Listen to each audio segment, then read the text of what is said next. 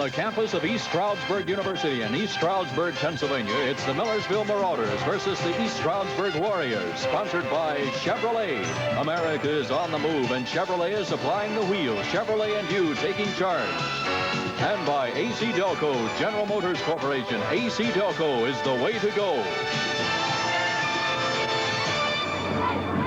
We're live at Isla Martin Stadium in East Stroudsburg, Pennsylvania. And here they come. The Marauders of Millersville University under Dr. Gene Carpenter, who's in his 13th year. He has won 68% of his games since he's been there. He's the 8th most successful coach in Division II.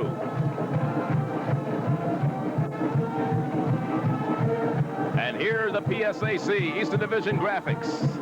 The standings. East Stroudsburg is tied for the lead with Bloomsburg. Millersville, the opponent today, is in second place. And it's a big battle for that top spot in the PSAC Eastern Division because the winner plays the top team in the Western Division for the state championship. And the host school, East Stroudsburg, the Warriors. Denny Dowds is the head coach there. He's in his 10th year.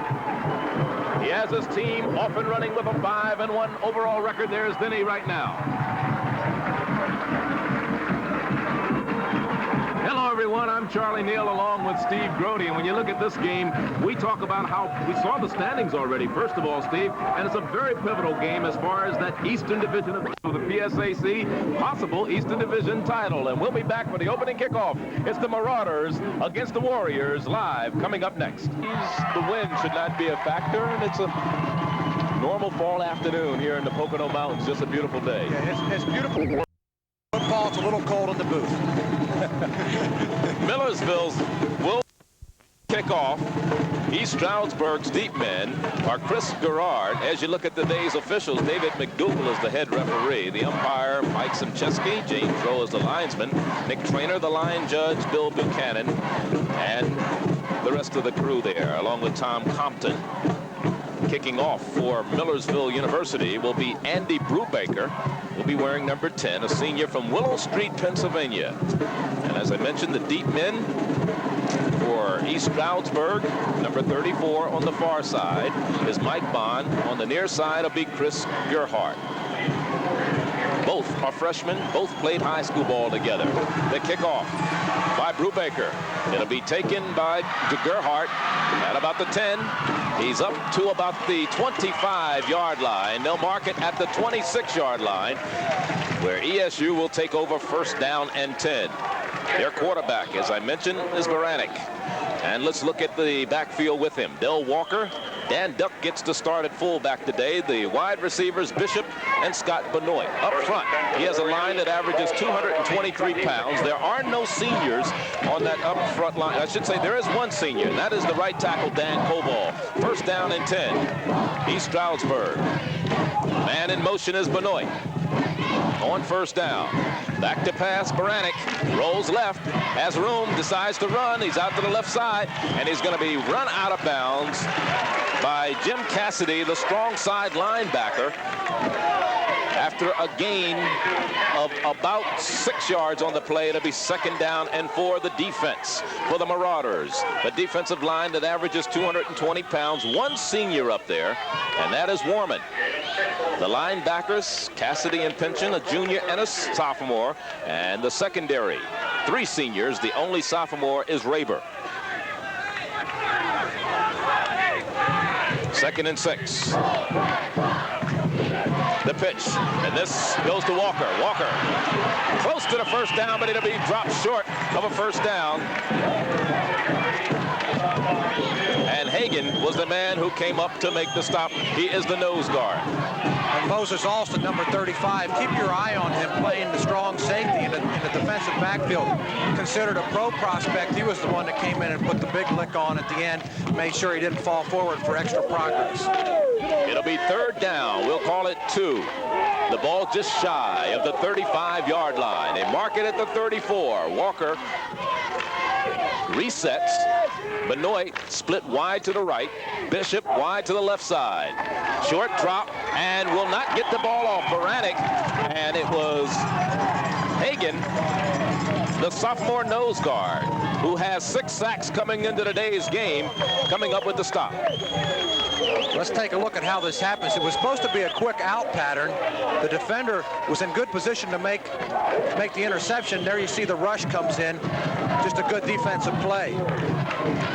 Coyne is the deep man to receive the punt from Pingatore. Not a good punt. It comes to an up man, Raber, and Raber is across the 40 and out at about the 43-yard line. So the Marauders, after a 33-yard punt, will take over first down and 10, and it's a no score here in the first quarter at East Stroudsburg.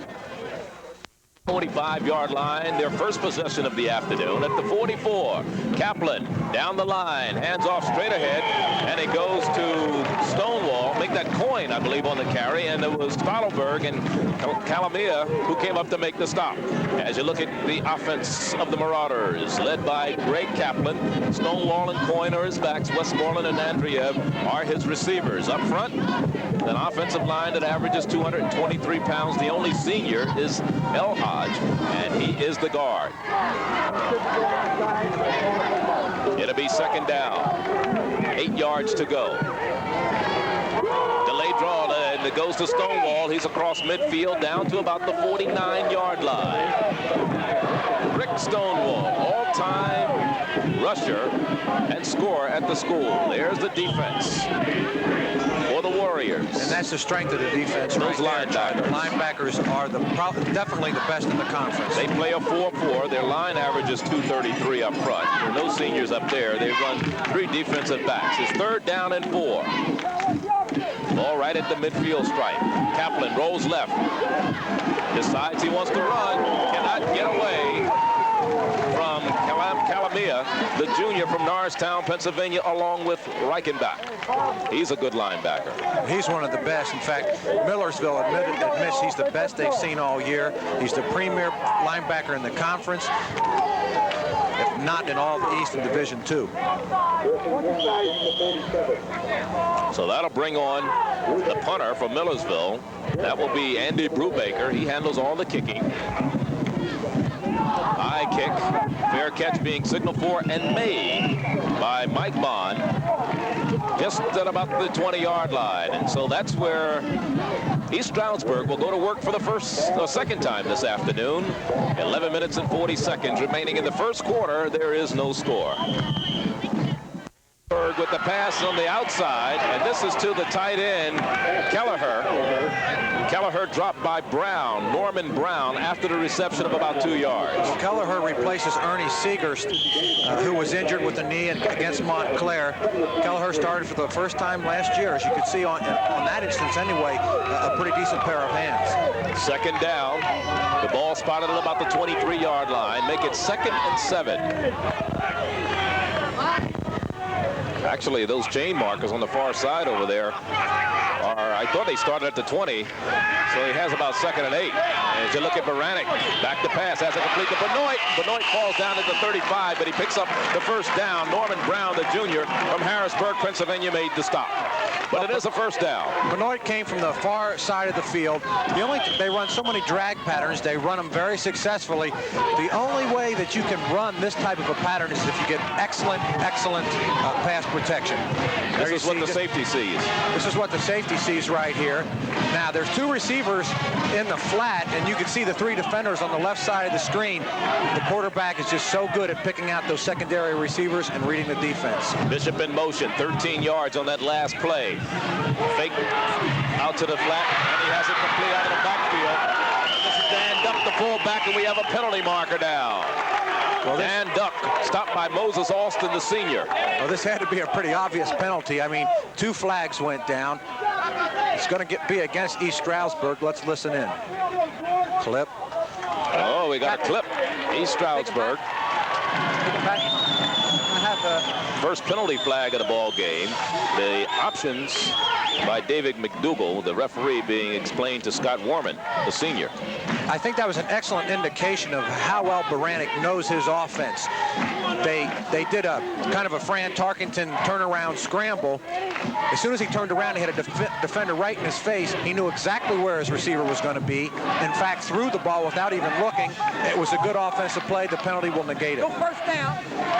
So it's still first down, but the ball will be marked all the way back just shy of the 30 at about the 28-yard line.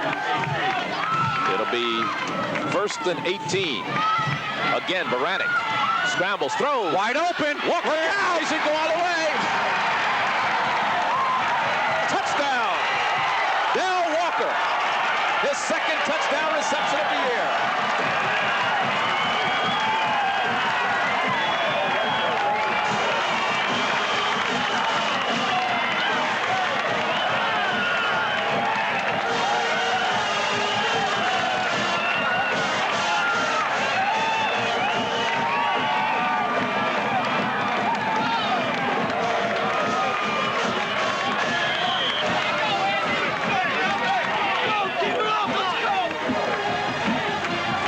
Point attempt by Pingatore.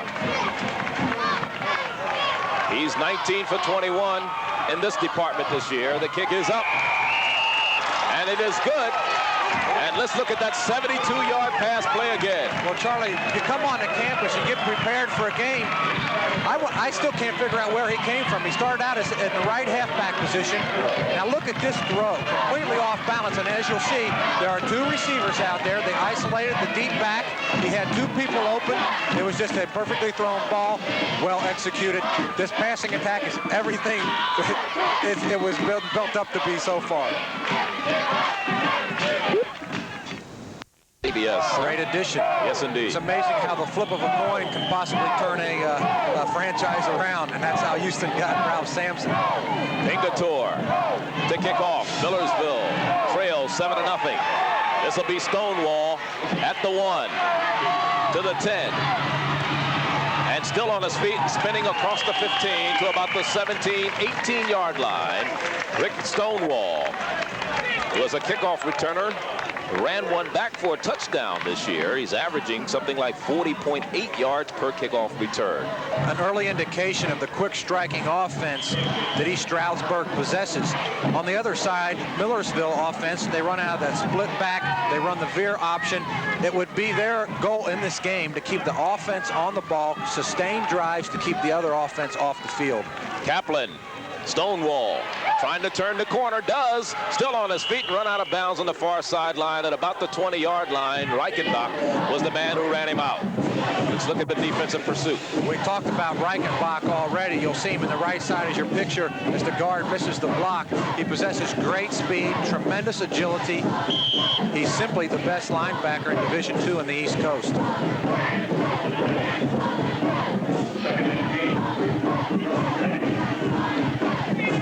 It is second down. 8 yards to go. Straight ahead with the fullback, Coyne. Coyne maybe a yard. Stroudsburg along with Camp on the stop. The left tackle in the end. We talked about Ricky Stonewall. Realized that in 1981, Bob Coyne was the 5th leading rusher in all of Division II. He had a very bad thigh. It was ineffective all of last year. We'll see how he does today. 3rd down and 7. Westmoreland, their good wide receiver, flank wide to the left. Kaplan back to pass. Looks for Westmoreland, and he can't get a... Oh, he caught that! It was intercepted. Intercepted by Bobby Dodd. His 5th interception of the year. He is number 2 in the conference coming in interceptions. And let's look at it again. Now take a look at from the end zone camera. You'll get an idea of the pass pattern as it develops. There was a receiver a little bit more open in the right. You can see that he tries to force it in here, tipped by one, maybe 2 different people. Watch it. This is a great pair of hands by Dodd here. 4 interceptions coming into the ball game. Make it 5. Big play. This is when the Millersville defense has got to stop the offense. Most definitely. It is 7-0. East Stroudsburg, they have the ball in Millersville territory at the 48-yard line. Their 3rd possession of the day. Their 1st possession ended in a punt. Their 2nd one with a 72-yard touchdown. This is their 3rd possession. Benoit on the near side. Bishop to the far side. The backs are in an eye. Walker is the 2nd back. And they give it to Walker. Walker has running room. And he has a 1st down to the 35-yard line before John Clemens brought him down along with Costelli. Let's take a look at this from the ground level. I think you're going to see an excellent block by the pulling guard. Corson blocks out on the end. That was the block that sprung it wide open. Now it's just run north and south. Corson became a starter after he's a junior now after the 5th game of his freshman year, and he's held down that position ever since. It's first down, ball shy of the 35 at about the 36-yard line. The pitch to Walker around the left side this time, has running room, and is down on the far sideline after a gain of about 9 yards on the play. Moses Austin, the senior from Camden, New Jersey, and Jim Cassidy, the sophomore from Norwood, Pennsylvania, on the stop. When you have great running backs, it's generally because they're getting great blocks. This time Dan Duck, the freshman fullback, leads the way, takes out the main tackler, and it's simply a race to catch up now. Second down 1. Bishop to this side. Benoit in motion. On 2nd and 1, they want to go to the air. They throw incomplete, intended for Benoit, but it was a little bit overthrown. Jeff Raber, the sophomore from Codorus, Pennsylvania, was covering on the play, and Benoit is quite a story in himself, and I'm sure he'll show you some of his talents as the day wears on. He needs 10 receptions and 222 yards to tie the school season record. He already has the career record. Well, you know, for 2 years he played bridesmaid to Bob Menez, the other great receiver that they had. Now he's certainly coming into his own. 3rd and 1, and the pitch to Walker. He has the first down. Carried a couple people with him. Jim Cassidy was one of the men on the stop, along with Warman, the defensive end. Let's take a look at this last play. This was the ineffective intercept. This pass was incomplete, but you know, it's a little unusual to see a quarterback throw from this kind of a set. Generally, they'll teach you to put both feet on the ground, get set, and rifle the ball in there. Most quarterbacks can do that. Certainly an asset to be able to throw on the run off balance. In fact, this was the stance he had when he threw the touchdown pass. It is a first down. The ball is at the 26-yard line of Millersville.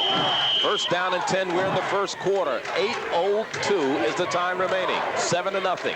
East Stroudsburg. This is the 35th meeting between these two schools. And East Stroudsburg leads the series 25-9. They've won 3 of the last 5 games. Walker goes in motion. They were having illegal motion.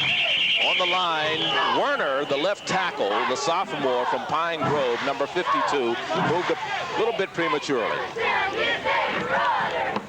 So we're going to have illegal procedure, and they'll move it 5 yards back to the 31, where it'll be 1st and 15. As we look at Denny Dowds in his 10th year, he is 5-4 against Millersville. First down. 1st and 15. First down, 15. Rovnin is in as a wide receiver. On the left side, Benoit is in there. He goes in motion, right to left. Baranek back to pass, throws over the head of the intended receiver, Joe Emma, a junior from Queens, New York, who's played in only 4 games coming into today's game. Westmoreland covering, but it was pressure up front. Well, it was Jeff Hannes that got in and put the pressure on. I'm a little impressed right now with the defensive pass rush. They've been in there. You see Gene Carpenter's overall career record. The defensive rush has been a good one. They forced him to get rid of the ball a little soon. That time the pass was just off the mark simply because he had to rush it a little bit. It is 2nd and 15 at the 31. Bishop far out to the left side. Back split. Baranek back to pass. Throws over the middle. Dumps it off to Walker. Walker reverses his field. Still struggling and down close to the 20-yard line. He'll be short of a first down by about 4 yards. Costelli came up to make the stop. Take a look at it once again from the safety's point of view. They had 3 wide receivers out on this pattern. They sneak Walker out of the backfield. This kid's a premier player. He can run inside, he runs outside. You see right there his ability. He's got quick feet, and when you get in the open ground like that, start taking those short, choppy steps. That's what creates the over pursuit, allowed him to cut back, gain the extra yardage. And there's a timeout been called by East Stroudsburg as Marauders wants to come over and check things out with his coach. 3rd down and 4 when we come back. 7-0 East Stroudsburg. Millersville, this Division II ball game, a battle for that top spot in the Eastern Division of the PSAC. It's 3rd down and 4. The ball at the 20-yard line. I formation. Slotted to the right is Benoit. Quick drop, throws over the middle. Emma has it, spins, has the first down inside the 5. Flag is down after the tackle to the 3-yard line. Joe Emma, Jeff Raber made the stop. Joe Emma is a junior from Queens, New York. And Charlie, Emma's been a kid that's been injured on and off the last 2 years. Had a shoulder problem, sat out, suffered a concussion earlier this year, but he plays with great intensity, has a big heart, and as you can see, he'll catch it in traffic, and he's got some quick feet. Face mask. Another great play. After the catch, it's 1st down. They had a face mask penalty tacked on. He couldn't go much closer to the goal line, but half the distance after the 17-yard gain by Emma on the pass from Baranek. So it'll be 1st and goal at the 2. The up man is Dan Duck, the fullback. Walker is behind him. In motion, Kelleher. They go to this Kelleher's side. Walker carries a man into the end zone. He just carried Rod Pension, the junior linebacker, into the end zone. 2nd touchdown of the day for Del Walker.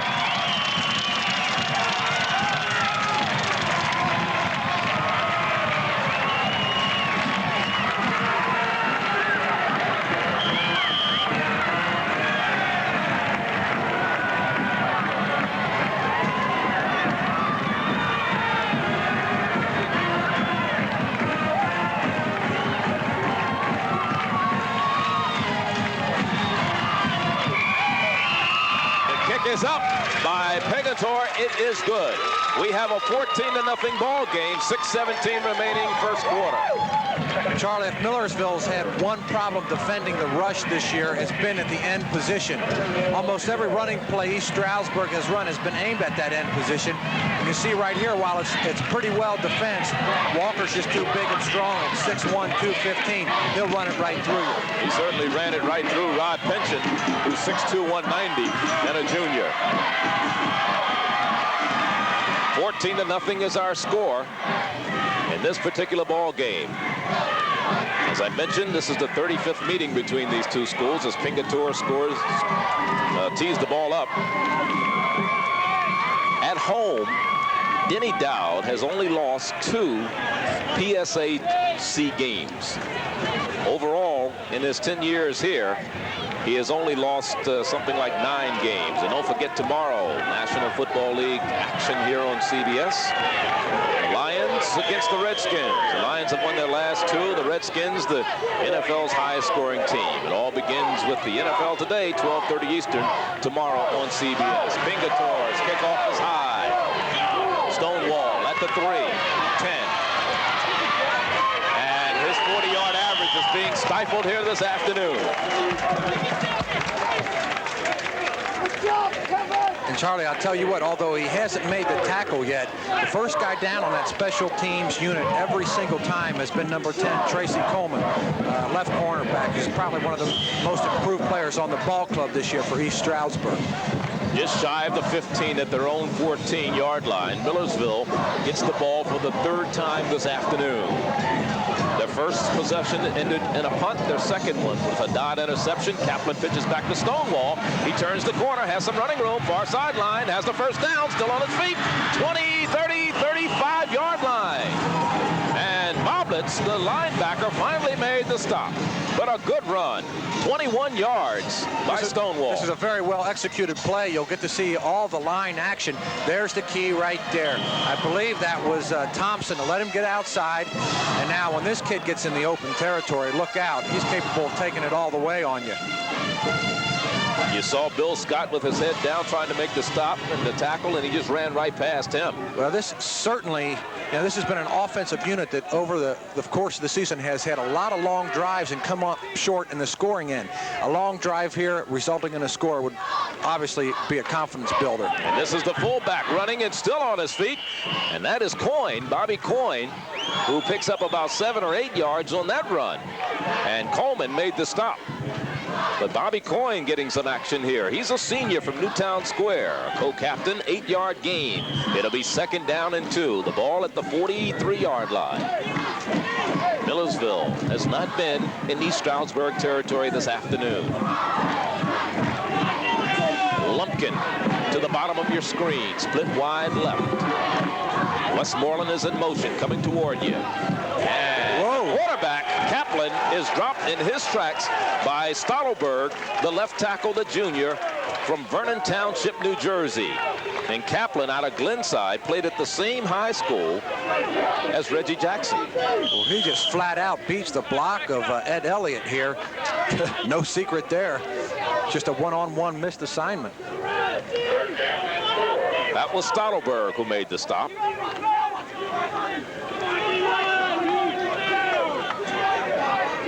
It'll be 3rd down. 4 yards to go. Kaplan goes to the air. It's one tackle. It's wide open out there. And he has the 1st down and finally runs out of bounds on the far sideline. I think he may be shaken up too. Coleman was the man who made the hit on him. He was a little slow getting up, that is Kaplan, but he's going to be all right. A gain of 8 and a 1st down on that run by the quarterback Kaplan. Well, you have to have the ability to improvise if you're going to be a quarterback in the game of football today. Obviously, receivers covered.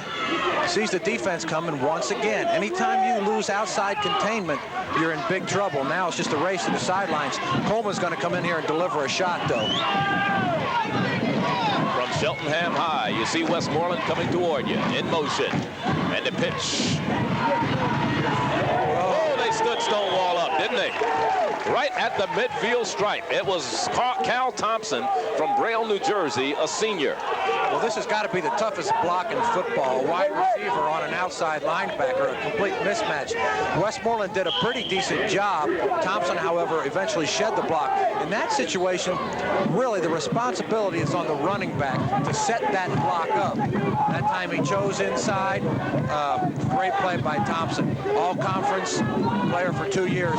They are loaded at the linebacking position. 2nd down, 7 yards to go. Kaplan wants to go to the air again. Throws. Intercepted. And that is Reichenbach. And he runs it back, and there's a flag down. 2nd interception by the East Stroudsburg defense as you look at Mr. Reichenbach, the senior from Bethlehem, Pennsylvania, right down the road. Charlie, this is just a tremendous defensive secondary. They had 17 interceptions. Personal foul coming into this ball game. 2 already on this in this 1st quarter. And it's only 2 passes that, in 2 passes they've had 2 interceptions. Well, this is the old tip drill. And you know something, I mean, this is only justice. If you put your hand up and tip it, you should be able to be the guy that intercepts it too. No question, and Stonewall has to come up and bring him down, but we have a personal foul tacked on to the interception, so that gives East Stroudsburg good field possession. The ball will be moved inside the 40 to about the 37-yard line of Millersville. They started their last drive at the Millersville 48 and scored. And here's the pitch back from Walker. Baranek throws. Look out. And he has a man. Touchdown. This will be Bishop. Tim Bishop. His 6th touchdown reception of the year. And we have a 20-0 ball game.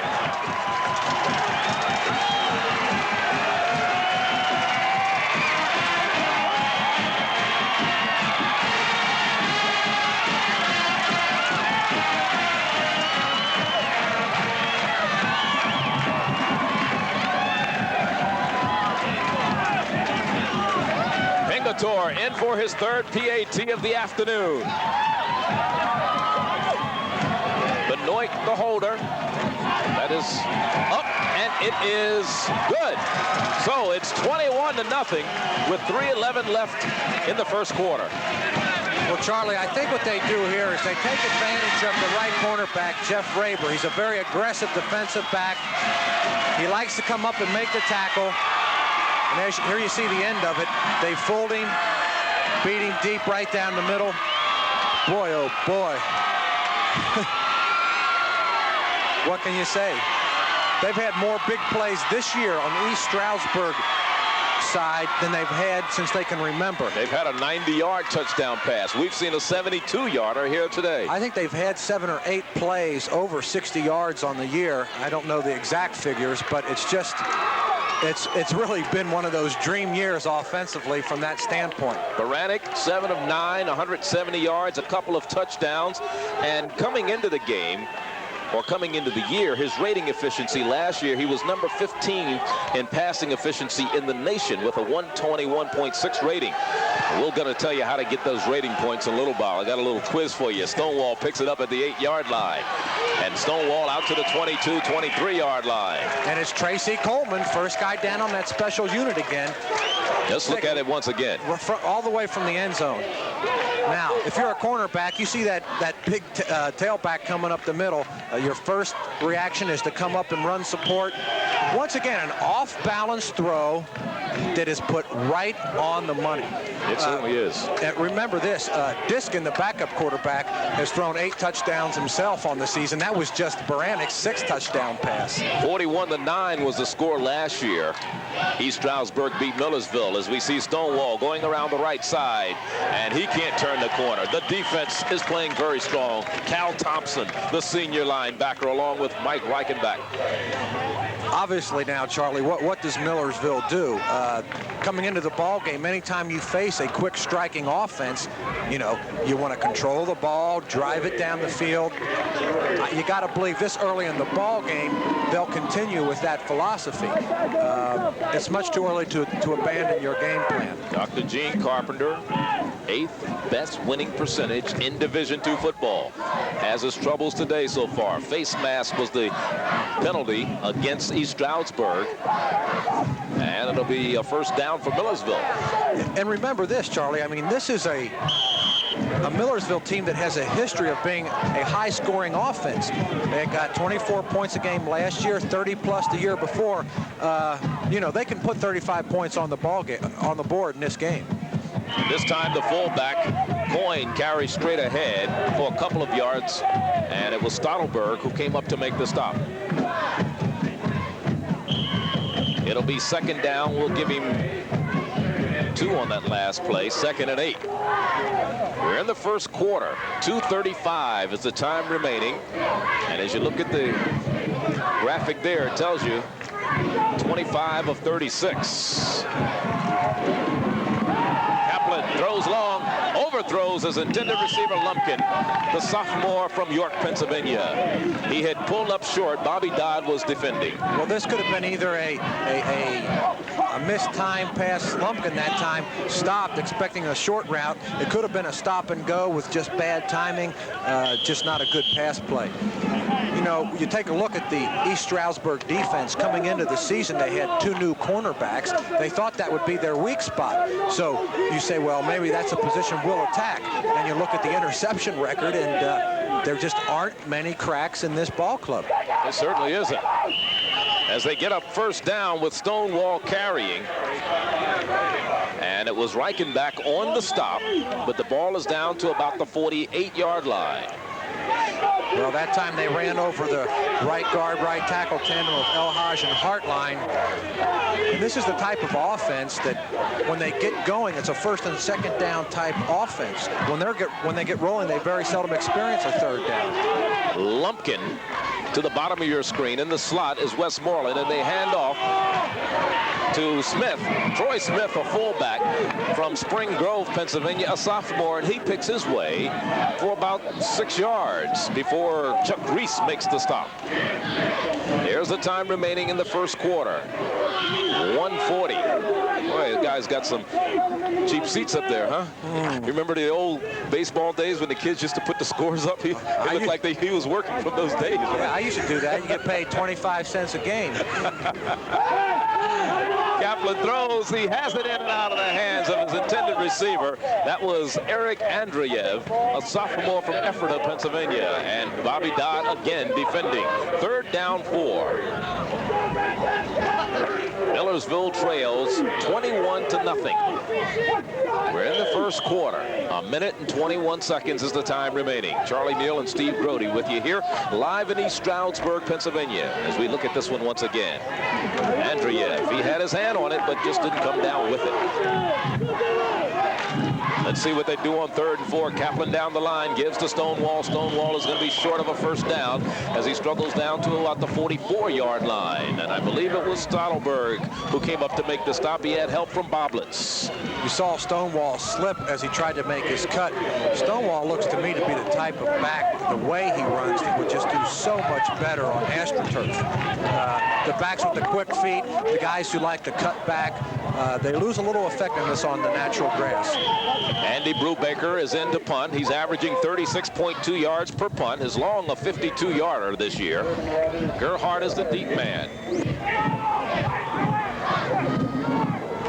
And it will bounce, and Millersville may get a break as the ball is down inside the 5 at about the 4-yard line by Heffelfinger. Mark Heffelfinger, a tailback, came down and downed the ball. And don't forget, next Saturday, NBA returns to CBS. Ralph Sampson makes his debut in the NBA. San Antonio against Houston. George Gervin and his gang taking on Ralph and his crew. And so we're finally going to have San Antonio, huh? Yeah. So be sure to join Dick Stockton and the newest member of our CBS Sports family, Tommy Heinsohn, next Saturday, 3:45 Eastern. Time for all the action on CBS Sports. First down. The pitch to the second man through. And running with the ball is Dan Duck. That was the fullback. And he gives him some breathing room. Or was that Mike Sebeski? That might have been Sebeski. That was 23, the junior from Pittston, Pennsylvania. And he takes it up close to the 10-yard line. It'll be 2nd down and 5. 2nd and 5 with 8 seconds remaining in the first quarter. They may not get this play off before the quarter comes to an end. And I don't believe they will. So from East Stroudsburg, Pennsylvania, that's going to be the end of the first quarter here. And the home team enjoying a 3-touchdown advantage, 21-0. Pennsylvania, beautiful fall afternoon. The trees are starting to change their leaves. Some people are starting to get ready for Halloween already here. That was my partner down there. You got another week, Steve, before Halloween. Okay, fella. Back to the ball game. Duck and Sebeski in the backfield. Double twin set. 3rd down. And the pass out in the flat. It's complete to Benoit. Benoit runs out of bounds at about the 15-yard line before Westmoreland, or made the reception. It was Westmoreland who ran him out. That's Robert Bryan Westmoreland. He has a cousin that's on offense, the receiver. I think you're going to get the idea as this game progresses that this is the type of team, East Stroudsburg, both offensively and defensively, special teams included, that just keeps coming at you, and coming at you. They lost their first ball game of the year. They've been 5-0 since. And Millersville lost their first 2. Straight I formation. It's Benoit in motion. First down at the 15. Back to pass. Baranek. Maybe he'll run it. He does. And he's drug out of bounds by Jim Cassidy, the sophomore strong side linebacker. Number 62. You see him there. Baranek. Well, that normally when you sprint out like that and you try to run a flood pattern, you generally put 3 receivers into the zone. That time they had just 2 receivers. The linebacker picked up the tight end. The wide receiver was covered. After that, pretty much no option. We're going to explain how they come up, the NCAA, with quarterback's rating and passing efficiency after this play. You are. I'm going to listen and learn. That's Rovnan in motion. Back over the middle, complete to Emma. Great pass, great reception at the 31-yard line. Sidearmed it, and Norman Brown brought him down. Let's look at it once again. Well, you know, they had a tailback, or they had Benoit going out and up. I thought that Baranek wanted to hit him. This kid can throw the ball when he's off balance. 13-yard gain, and I'll tell you, he does not even hardly look at the receiver. He just knows where he's at. Boy, I tell you what, I thought Raber was really going to lay one on Benoit. Got there just a little late. You know, I thought if he would have, instead of going for the big hit, I thought he might have been there for the interception, too. This time on the counter play. And Sobeski down to the 41-yard line. And it should be another first down as Moses Austin made the stop. Sobeski, a junior from Pittston, Pennsylvania. Watch the block of the pulling guard right there. He just buries Clemens. You know, it's pretty easy to run the ball when you're getting that kind of blocking. You see the downfield help. The linemen are just doing an excellent job. That was Bob Corson that threw the block on John Clemens. It'll be first down and 10.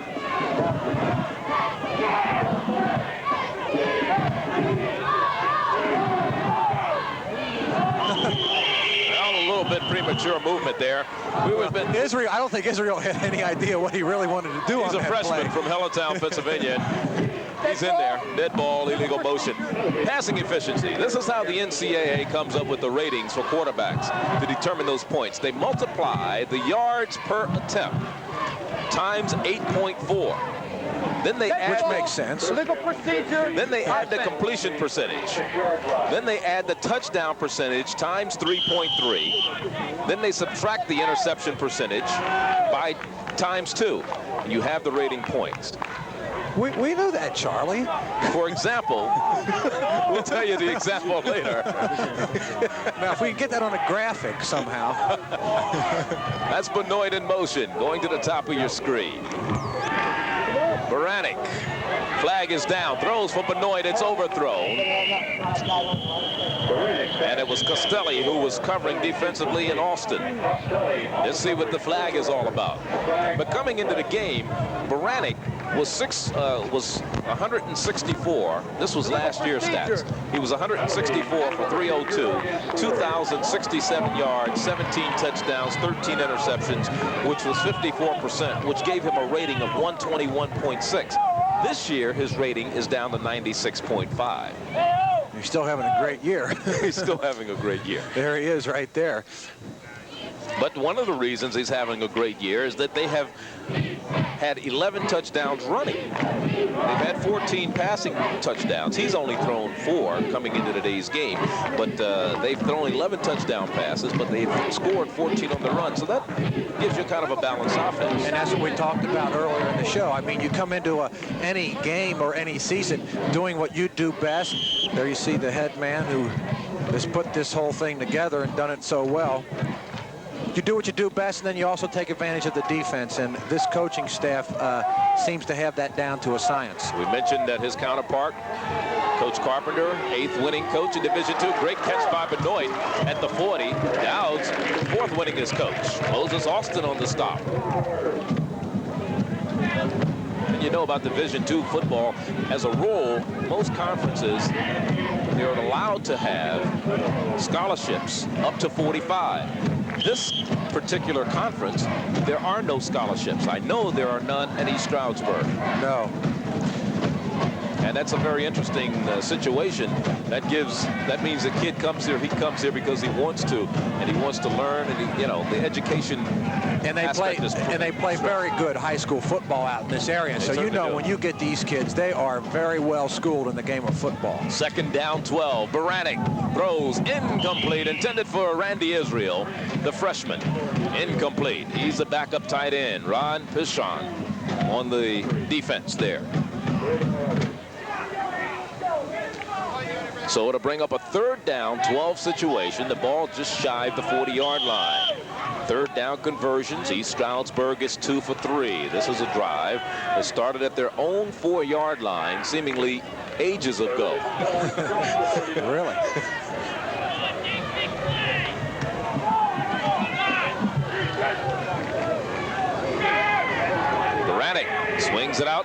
right side. Sebeski is down at the 45-yard line. He will be shy of a first down by about 7. Hall and Corson blocking on that right side, and it was Cassidy on the stop. You know, kind of an interesting play. It didn't look to be a screen. Obviously a little delay pattern out of the backfield, but they did in fact get the 2 linemen downfield, pretty much just playing the down markers that time. Pick up a little yardage, get a little bit better field position to get this punt away. Pingatore averaging 39. Uh-oh, here we go. He's going to run it. He's going to make it too. And he has a first down. He has done that so often this year. Pingatore, he scored 2 touchdowns on fake kicking situations like that. We mentioned that earlier. Yeah. Once again, this squad just keeps coming at you, coming at you, coming at you. And from they have every everything. angle. Huh? They've got it all. Well, what he did, he looked and he saw that the defense was not rushing. They had turned to go downfield to set up the return. Well, it looked like he had the option. He went into his kicking motion, saw that, yes, in fact, he wouldn't be able to make the first down, turned it on. Boy, oh boy, relentless. He has the longest running play from scrimmage for East Stroudsburg this year, 29 yards. He's the punter, right? The kicker. That was an 8-yard gain. It's first down. Baranek goes to the air, throws, it's batted in the air. Flag is down, it's intercepted. No. Let's see what it dropped. Let's see what the flag is all about. It was Hannes who tipped it. Now, who came up with it? I believe it was maybe Haran who came up with the ball and almost came up with the interception, which would have given Millersville the ball, because I believe this penalty flag is against East Stroudsburg. So it's a tough break for Millersville. And certainly they need a big defensive play, some type of a turnover to get themselves back into this ball game. Let's Watch take a 53 get his hand on it. Let's see exactly who it is here. There it is. Yeah, that's Hannes, the freshman. And watch 99. He just can't hold on. No, that was 67. I thought it was 99. That was Warman. Warman, okay. Holding offense. So first down. 20 to go. So it is a first down. There's been 55 yards in penalties already against East Stroudsburg. And Baranek is over 200 yards in passing. There's that fake out to the left side, but he cannot get away from Chris Hangen. Well, Hangen, it just perpetuates the great tradition of nose guards they've had at Millersville. Steve Sudak, Mike Marks, Kodak All-Americans. This kid's just a sophomore. They project him down the road as another Kodak All-American at that nose guard position. That is second down and 29 yards to go. Again, it seems like East Stroudsburg has held this ball in eternity. They started at their own 4-yard line in the first quarter. Here we are with 11 minutes left in the second quarter, and they are only at the 34-yard line. They haven't made it very far, but 30 yards. They've kept the ball, though, haven't they? Yes, they have. Baranek under pressure, throws incomplete, in and out of the hands of the intended receiver, and that was Rovnan, a sophomore from Philadelphia, Pennsylvania. It was Pishon on the defense, covering on that play. It'll be third down, 29. The ball at the 34-yard line. And they're coming in with Emma with a play from the sideline. Last year, 41-9 was the score. The previous year, 31-0 the other way. Right here, yeah, at this right field. Here. Millersville shut them out. And they talked about that yesterday in their little pregame talk that we listened in on. Delay of game, too much time. They took too much time to get this play off. Add another 5, so make it third down and 34. Take off foul. What's the difference? What's the difference now? Must have been I tell you what, it must have been a complicated play they brought in.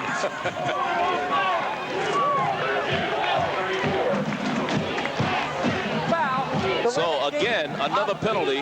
That is the 7th penalty today against East Stroudsburg. Coming into the game, they'd only averaged 6.1 penalties and 54 yards. They've already been penalized 7 times for 60 yards, which is just the second quarter. So they're going to pass their average. They've already passed it, in fact. Emma comes in motion to the bottom of your screen. He's out of the screen right now. Baranek, third down, 29. wide open. 34 rather. Ooh. And it was Rodman on the reception, and he's wrapped up right away by Moses Austin, and it'll bring up a 4th down. You know, Austin's an interesting story. He was out of school last year, went back to Camden, worked in a factory, found out that it would probably be a little bit better future if he got his education, and now he's very concerned about getting that degree. As you can see, he'll put his helmet right in your gut. He's a pro prospect, very good player. Pingatore won't run it this time. He'll kick it away. Gets off a poor kick. It goes out of bounds on the near side at the 22-yard line. That's where Millersville will take over 1st down and 10. They trail by 3 touchdowns. We'll be back in just a moment. Division II ball game. Millersville and East Stroudsburg. The home team leading 21-0. Kaplan on 1st down, rolling left, wants to throw, stops, sets up, and decides he wants to run. Ball's down at the 30-yard line. A gain of about 6 on the play. Reichenbach was the man to make sure he stayed down. And it'll be 2nd down and about, we'll make it 3. Pickup of 7 on that last play by Kaplan. If you heard the crowd go, ooh, it's because Bob Boyne really laid a block on Reichenbach after the quarterback had hit the ground. 2nd down.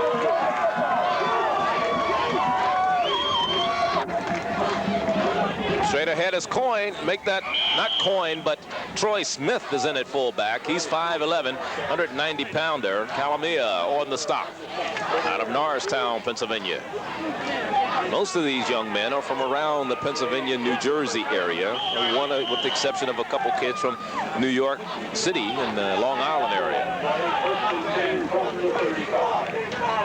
A lot of good football players, a lot of football, because as the coach explained to us yesterday, it's easier to recruit for Division II school in this part of the country, let's say, than they would out in Idaho or somewhere, because 30% of your population is concentrated right here in this part of the nation. Stonewall on that last carry.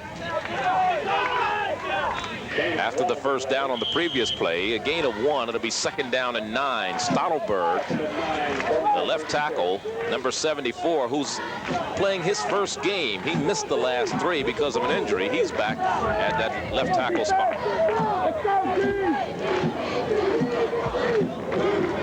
Kaplan, Stonewall has it, turns the corner, dances inside, is down at the 40-yard line.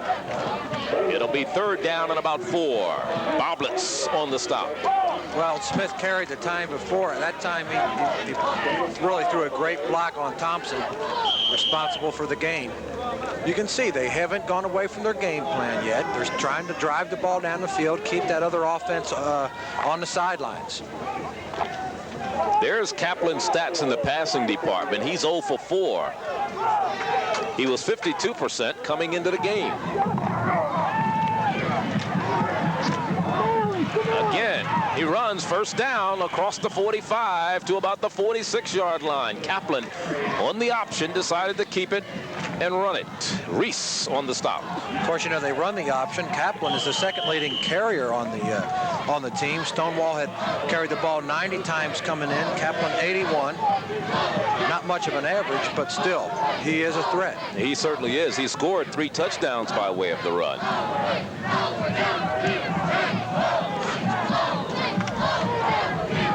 .740 remaining in the 1st half.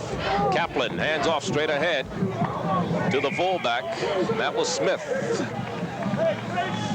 And he picks up a couple of yards as we look at this 10th-ranked Michigan. There you go. Leading Iowa. And if Michigan wins this one, sets up a big matchup next week against the Fighting Illini. Probably the 2 best defensive teams, as you look at another score, 2 best defensive teams in the Big Ten. And, of course, Iowa beat Michigan 9-7 in Ann Arbor 2 years ago. 2nd and 6. You saw that Mansfield score. That Mansfield team is in the PSAC. Towson is an independent Division II. Kaplan throws, knocked in the air, incomplete. A couple of people had their hands on it. It was intended for Lumpkin, but nobody could come up with it defensively. Coleman, Scott, all of those guys back there having a chance for the interception. I think what you want to watch now as you watch Millersville run this sprint out pattern, for the most part, they're running the same pattern with just 2 receivers. And when you're playing against a zone defense, the backs will play man-to-man in their zone, and they really just don't have enough options. They've defended that same pattern every time pretty successfully. It is 3rd down and 6. Back to pass is Kaplan. He decides to go straight ahead. He's going to be close. Depends on where they mark the ball. Close to a 1st down. It looked like if he'd have kept running straight, he would have automatically had it, and he decided to be a little fancy there on Cal Thompson, and Thompson stopped him, and they're going to have to measure to see if he picked up the 1st down. Let's watch him again. Well, this is a play by design. It's a quarterback draw.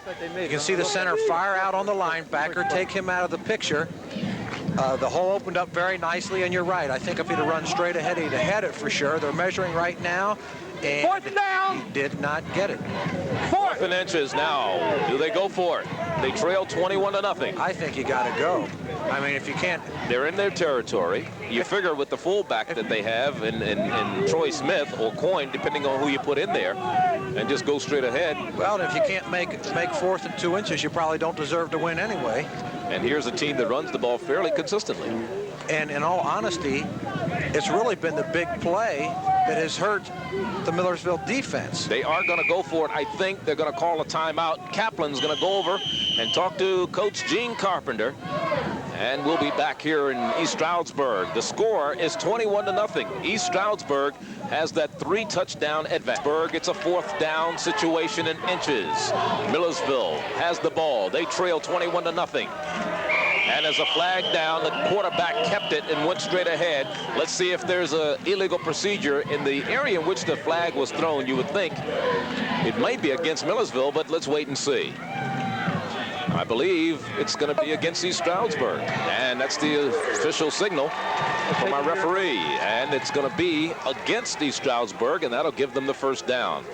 And don't forget, near the conclusion of today's CBS Sports NCAA football broadcast, Defense. Steve and I will be selecting a Chevrolet MVP from each of the teams. Chevrolet donates a $1,000 scholarship to the General Scholarship Fund of each school. The MVPs receive certificates from Chevrolet acknowledging their outstanding performances. There's the penalty situation. 8 for 65 yards. Smith and Stonewall in the backfield. Kaplan rolls right. He puts it in the air, incomplete, in and out of the hands of the intended receiver, Mark Lumpkin, a sophomore from York, Pennsylvania. Coleman covering defensively. And I think that ball went right through Lumpkin's hands and hit him in the face mask.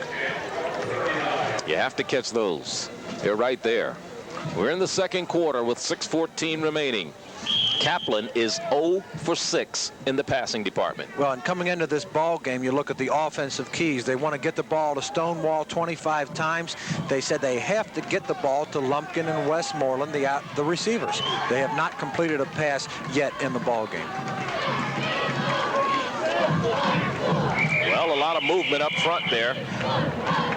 Elhodge, the left guard, moved. Stottelberg, the left tackle, moved on defense. Elhodge on offense. And let's see, who's it against? Illegal motion. It's going to be charged against Millersville. And let's watch number 76, the left guard. There he is, coming up a little bit prematurely. Dead ball, legal procedure, offense. Okay. Elhodge is graded out as the second best offensive lineman that they have. Blyler, the left tackle, graded out as the best offensive lineman. He's the number 70. 2nd down, 15. Kaplan, screen. He has it complete. That's Coyne, and Coyne gets the 1st down. Is close to a 1st down at the 30-yard line. Let's see where they mark it. On a 2nd and 15, they go with the screen, and Bobby Dodd made the stop, but we have a 1st down, I believe, for Millersville. Well, Coyne's a good pass receiver. He runs a 4.5 40. 3rd. And you know this was well set up because anytime... 3rd down, they say. He didn't make it.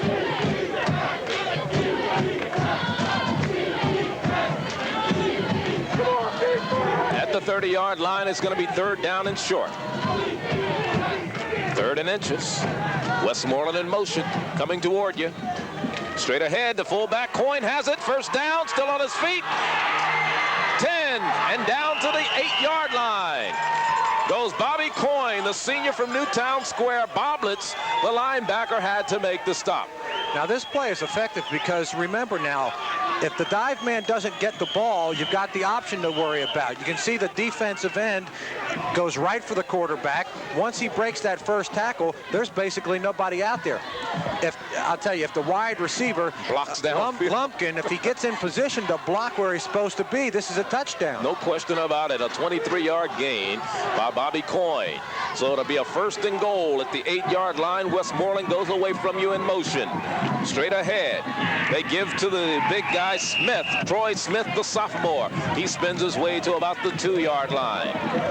Now you can see how quickly this play develops. This is a play that they have not used up to this season. They've used the off-tackle option series, but this quick dive option is a new play in their repertoire. You can see how quick hitting it is. If you make one mistake, that backs through into the secondary. They're at the 1, 2nd and goal. Coyne and Stonewall are the backs. Westmoreland in motion. We have movement again. And this was number 70 this time. Blyler, the left tackle. Carlton Blyler watching. Boy, oh boy, you can't afford a mistake. This close to the goal line. Yeah. And not when you're trailing 21-0. You never want a mistake when you're this close to the goal line, especially when you're down 21-0. Dead ball, illegal procedure on the offense. So that'll move it back outside the 5 to about the 6-yard line. It'll be 2nd down and goal at the 6. I think the other thing we must commend is the ball handling of Kaplan. This is a tough handoff he's been making to these quick dive people off the tackle. Troy Smith, Rick Stonewall behind him. Kaplan pitches to Stonewall. Nowhere to run. He loses yards back to the 9-yard line. Cal Thompson, the linebacker, was the first man to hit him. Billy Camp came in and helped finish him off along with Stoudelberg.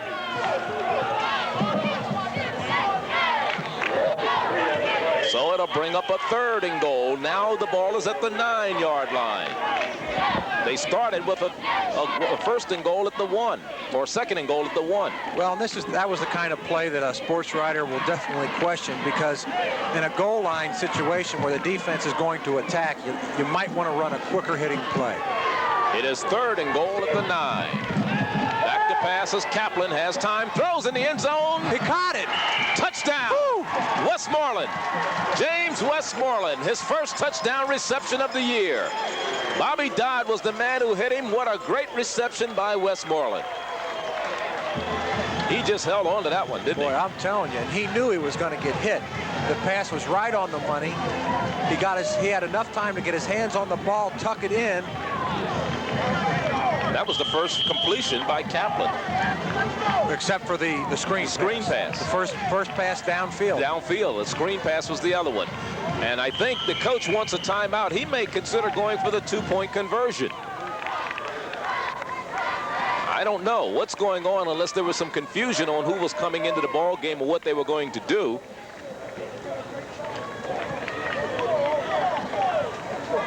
But 21-6 is the score. And I believe they're going to go ahead and kick it. Brubaker has come on the field. He is 13 for 14 in PATs. As you look at Gene Carpenter. And Charlie, over the last 5-6 minutes, it's really been nothing but excellent execution and blocking by that offensive front line for Millersville, which has been the difference. That quick dive, they've started to feature that quick dive play, which East Stroudsburg has not seen on film, and it's been very successful. Kaplan's done a great job at executing. They haven't fumbled, and they're back in the ballgame. Hagan will hold. Brubaker. The kick is up, and it is no good, off to the left. So the 2nd extra point of the year is missed by Brubaker. Let's take a look at this from the end zone. He had 2 receivers coming right down the middle. There you see both of them. That's just a great reception. take a look at it from another angle. Same result, 21-7. 21-6. They missed the extra point. Millersville finally getting on the scoreboard. A 77-yard, 14-play drive. They used 7 minutes off the clock, and it was capped with a 9-yard pass, Kaplan to Westmoreland. This ball is coming down to Gerhardt, far sideline. Comes up the field, has some room, still on his feet, and across the 30 to the 34-yard line. Gerhardt, who was averaging 3.2 yards per return. That one a 20, as long as a 20-yarder, a good one that time. 6 is our score. East Stroudsburg leading Millersville. And when you look at Millersville coming into today's game, talking about being behind, they lost their first game to Shepherd, 37-14. They trailed 23-7. In their loss to Slippery Rock, they lost that one in the last minute against Mansfield, who they beat last week 21-10. They trailed 10-0 in that game. So, and then they led Bloomsburg 14 a week before last, and last week they lost to Bloomsburg 22-14. They trailed 14-3, so they can come from behind. Well, and in that Bloomsburg game last week, they had 11 and 14 play drives in the first half alone and came up empty. So I think that type of drive might be the confidence builder that this offense needs to come back in this game. East Stroudsburg with the ball at their own 33 after the 33-yard return by Gerhardt. And the pitch goes to Walker. He has 2 touchdowns already today, and Walker picks up just a couple of grudging yards across the 35 to the 36. Pinchuk on the stop. There you look at Del Walker, a big kid. They list him as 6'1". He looks more like he's 6'2", 6'3". He's 215, a senior. He transferred from Ellsworth Junior College in Iowa. Did not play against Millersville the previous 2 years because of injuries. He played during the year but didn't play in this particular game. There he is again. Walker, flag is down, bounces to the outside, but a good tackle defensively by Ron Pinchuk.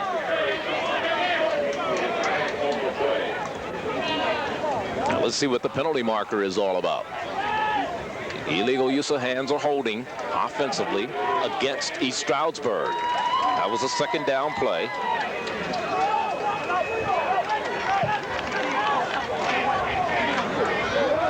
Charlie, it would appear, unless something changes on this 3rd down Illegal situation. use of the hands on the offense. It's refused. 3rd down.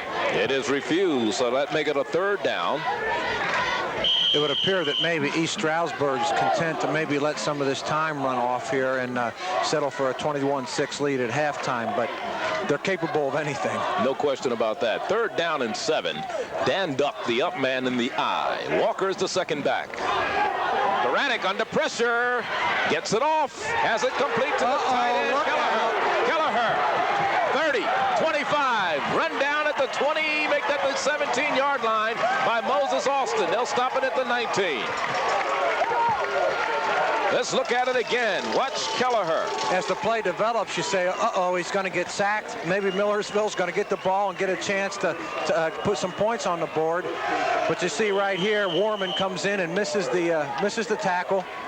Once again, when you have this much time to throw the ball, these crossing patterns allow themselves to extend a little bit further, and he just outruns the coverage in the opposite direction. Moses Austin makes the saving tackle. Duck straight up the middle, 5, and still on his feet. Dragged down just at about the 6-yard line. Dan Duck, the sophomore from Elizabethtown, Pennsylvania. Pishon on the stop. I said Duck was a freshman earlier in the game. He is a sophomore. He's had a slight hamstring pull. It obviously isn't bothering him. He's a tackle breaker. He's graded 100% on the special units every single week this year. He's in the starting lineup now. He was the leading tackler on the special teams last year. Incomplete. Almost picked off in the secondary by Westmoreland. That is Brian Westmoreland, the cousin of James, who caught the touchdown for Millersville. Well, Westmoreland did a great job of chucking the wide receiver and not allowing him to get inside. I thought that there might have been contact while the ball was in the air. It was certainly a close call, and possibly a flag could have been thrown. A minute and 13 seconds is the time remaining here in the first half. We have a 21-6 ball game. Emma splits out far to the right side. Del Walker and Dan Duck. As you look at Benoit in motion. They go right. Baranek looking, throws, touchdown, Benoit. He beat Pete Costelli.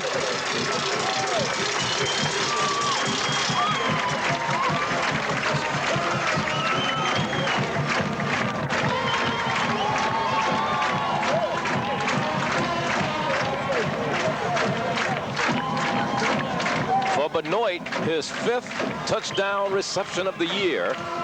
3rd touchdown pass of the afternoon by Baranek. And Pingator will come in to attempt the point after.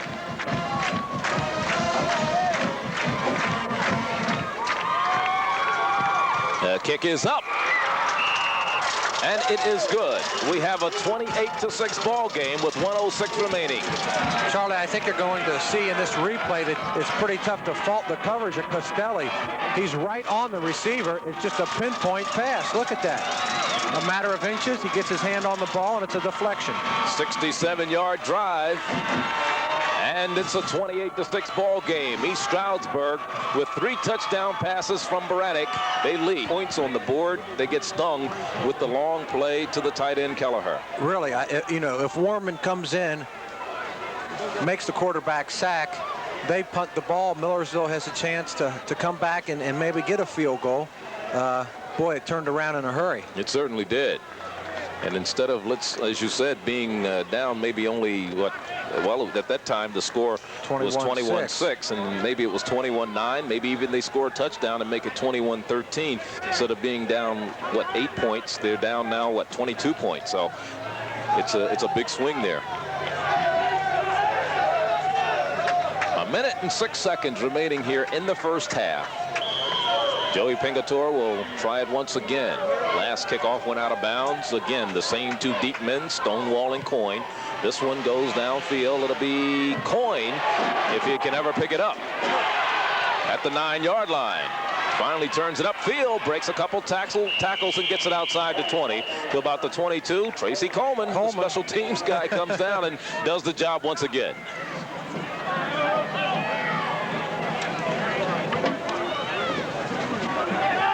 First down and 10. The ball will be spotted at the 22-yard line for Millersville. You see the time remaining, 57 seconds in the first half. They'll try to get something going before the half ends. Westmoreland in motion. Kaplan hands off, and straight ahead was Coyne. Coyne is out close to the 30-yard line. They'll spot it right at about the 30 before Reichenbach made the stop. It'll be second down. We'll call it 2. Right at the 30. This is the 6th offensive possession for Millersville. 2 have ended by way of an interception. Kaplan pitches back. Stonewall. He has the first down, still on his feet, and out of bounds on the far sideline at about the 40-yard line. There's a penalty marker down. Bobby Dodd knocked him out of bounds. Charlie, they've run the ball twice. If, in fact, there is a penalty flag. I thought I saw a penalty flag down. Unless they were just marking it out of bounds there. Now I think maybe they'll put it up in the air. I don't think they wanted a chance of turnover and possibly having some more points put on the board, but they're at their own 40 now. 20 seconds to play. You have to do something. Might as well just throw it up in the air, see what happens. Well, you've got Westmoreland, you got Andreev. Westmoreland, a pretty good receiver with 18 receptions coming into the game. And you take a look at the defense. They've only got one guy real deep. They reverse it, and they reverse it to Lumpkin. Lumpkin has a block. Cross midfield. Go out of and bounds. runs out of bounds inside the 40-yard line at about the 38 with 11 seconds remaining in the half. This is a very well set up play. This is the straight option. It looks like it's getting pitched back to the tailback. Westmoreland comes the other way. Big block right there. Now, once again, the big block is by Westmoreland. This time he did his job. He's not in the camera, but Westmoreland, the wide receiver, cut down the first defensive back, allowed an extra 10, 15-yard gain. They even fooled me. I was looking for a pass. Well, they fool everybody, right? A back to pass is Kaplan. Throws over the middle of Westmoreland. He has to get out of bounds. He does. They only gain about 6 yards or 7 yards on that play. Bomblitz ran him out, and the clock is down to 4 seconds. The ball is at the 31-yard line. They're 31 yards away. They may go for the field goal. I think they will. They're going to bring in Andy Brubaker, who is 5 for 13 in the field goal department. This ball is spotted at the 31. The kick will come from about the 38, so it'll be a 48-yard field goal attempt. He has not kicked one yet from 49 yards, between 39 and 49. He has been unsuccessful, and he is unsuccessful this afternoon. He was 0 for 4 between the 39 and the 49, making 0 for 5 as the clock runs out to end the first half here. 28-6 is our score. Kind of what we expected in the way of the score, though. We figured that East Stroudsburg, I guess, coming in, Steve, had the little the stronger team. No question about it. And they showed the quick strike offense, which they've featured all season long. And when you got a big play offense, sometimes the defense doesn't get the credit it deserves. But with that real strong linebacking crew they've got, they've shut down the Millersville ground game. It's been all East Stroudsburg. It certainly has, and when you look at the fact that they put the ball in the air pretty quickly and had a 21-0 lead there in the first quarter, it looked like it was going to be a long afternoon for Coach Gene Carpenter. Millersville University, Stroudsburg University is an exclusive presentation of CBS Sports, and we'll return with more coverage after. One big one in the Big Ten, but we'll check out all the scores. First of all, let's see what we have here. We have 28-6. There is East Carolina over Florida. East Stroudsburg leading by 22 at halftime, 28-6. And it was Baranek with 3 touchdown passes in the first half. A 72-yarder to Walker. Walker has 2. He had a 72-yarder, and then he had a 1-yard run. Let's look at the touchdown that made it 21-0. Little razzle dazzle here. Hand off to Walker, pitch back, and as we saw so often, watch how the Baranek throws off balance and still puts the ball right on the money. In fact, I don't think he's thrown a pass today that he was planted like he should have been. And you know something, in all honesty, most of the long passes and the completions that he's had, the defenders have been right there, and it's just been about a 6-7 inches difference between being a deflected pass and a reception. He's put the ball right on the money all day long. That touchdown made it 21-0. Now Millersville finally got on the board with 3:13 left in the half. Well, and this is the culmination of a 14-play drive that took about 7 minutes, and boy, this is just a real tough catch. James Westmoreland making the catch there. And that was a 9-yarder. Kaplan to Westmoreland, who completed a 77-yard drive. As you said, they used 7 minutes off the clock. You want to know that's a nice shot right there. You want to know the difference between Division I and Division II football? Look at the number of players. And also look at the stands on the other side. But you know what you'll find on the sidelines, when one of the units is in there, boy, oh boy, the sidelines is just empty. As we told you earlier, these players play with no financial aid, no athletic scholarships, that is, and they play for the love of the game. Well, Baranek already in this game, 14 of 19, 268 yards and 3 touchdowns. He has completed passes to 8 different receivers. That's not unusual. You take a look at their the reception chart, and I don't know if I can count them up that quickly, but a lot of people. Far and away, though, Benoit, they've got 107 completions coming into this ball game as a team, 41 to Scott Benoit. One of the tendencies that they broke about 3 games ago was always going to Benoit on third and crucial situations. They've scouted themselves one of the things they've tried to get away from. Because the tendency was picked up by the opposing team. Exactly. East Stroudsburg will kick off to start the second half. It'll be Joey Pingator putting the ball on the tee. It'll be Coyne along with Stonewall, the deep man, to receive it for Millersville.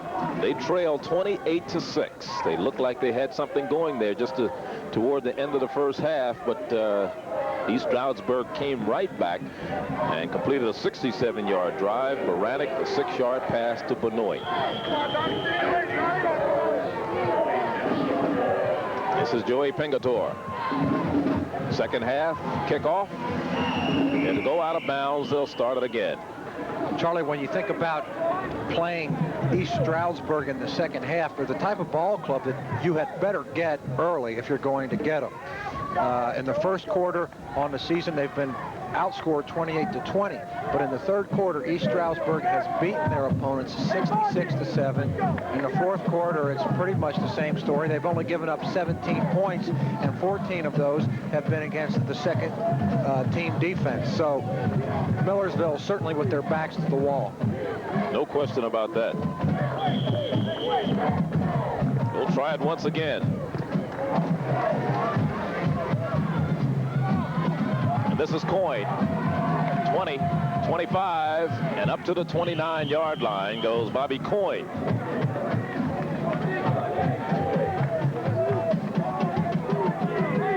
Do you know that Millersville has scored their most points in the third quarter this year? So that's interesting. Well, then. But on the other hand, let's line them up and see what happens, huh?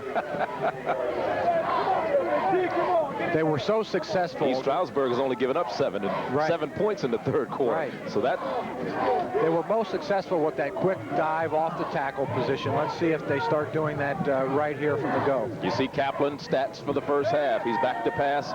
First down, he completes it. A short pass to Coyne, the fullback, and I think they lost about 3 yards on that play.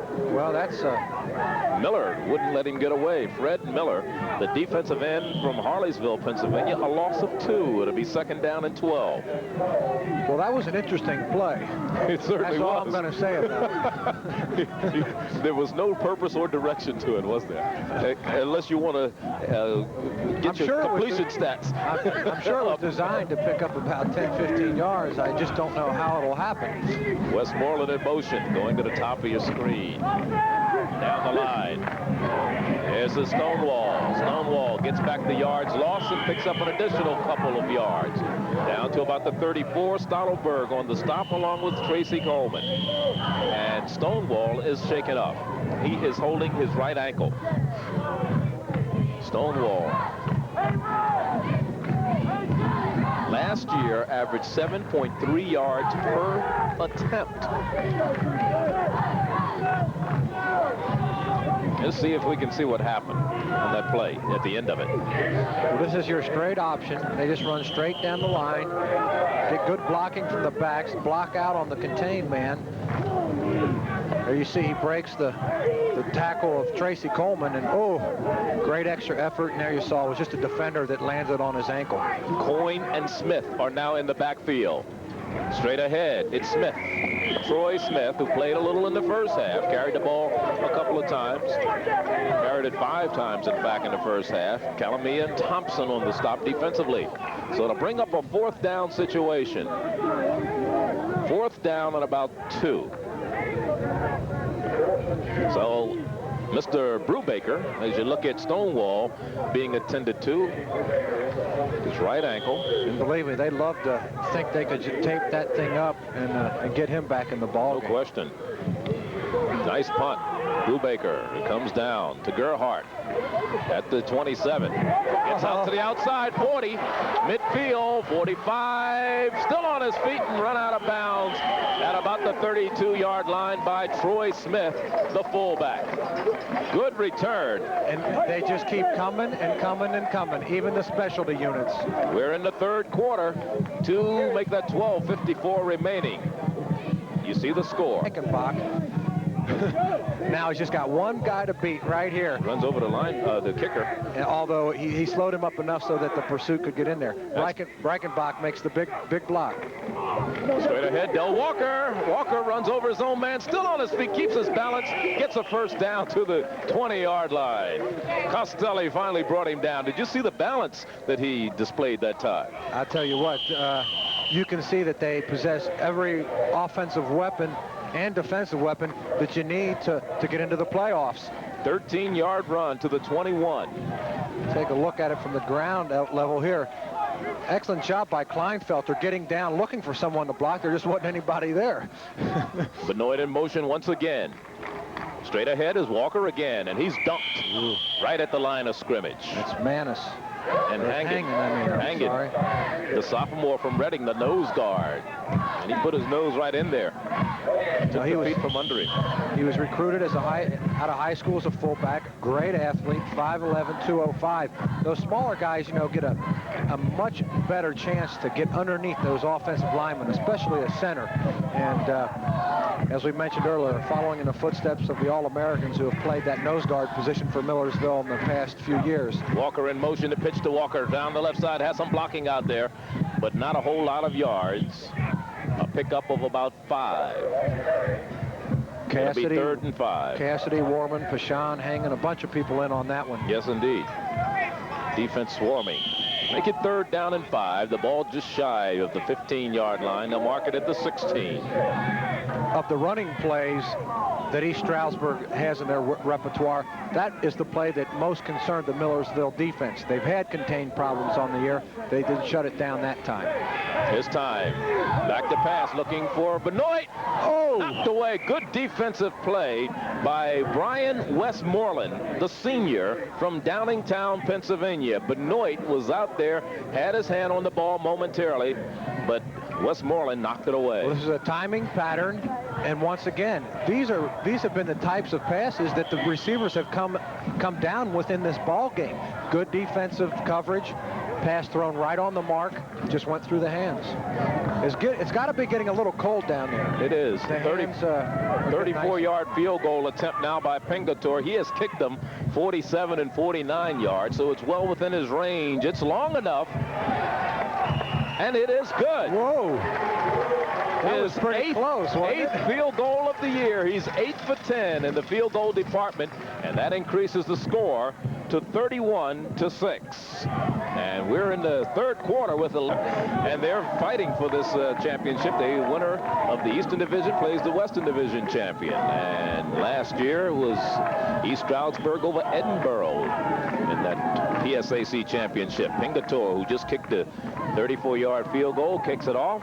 The deep man, Coyne, chasing it down right near the sideline, picks it up at the 8-yard line. And still on his feet, struggles out to the 31-yard line. So it'll be 1st down and 10, Millersville.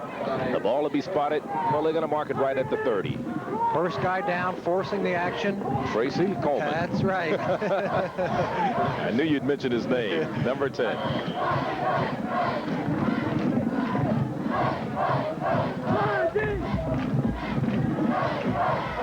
First down and 10 at their own 20.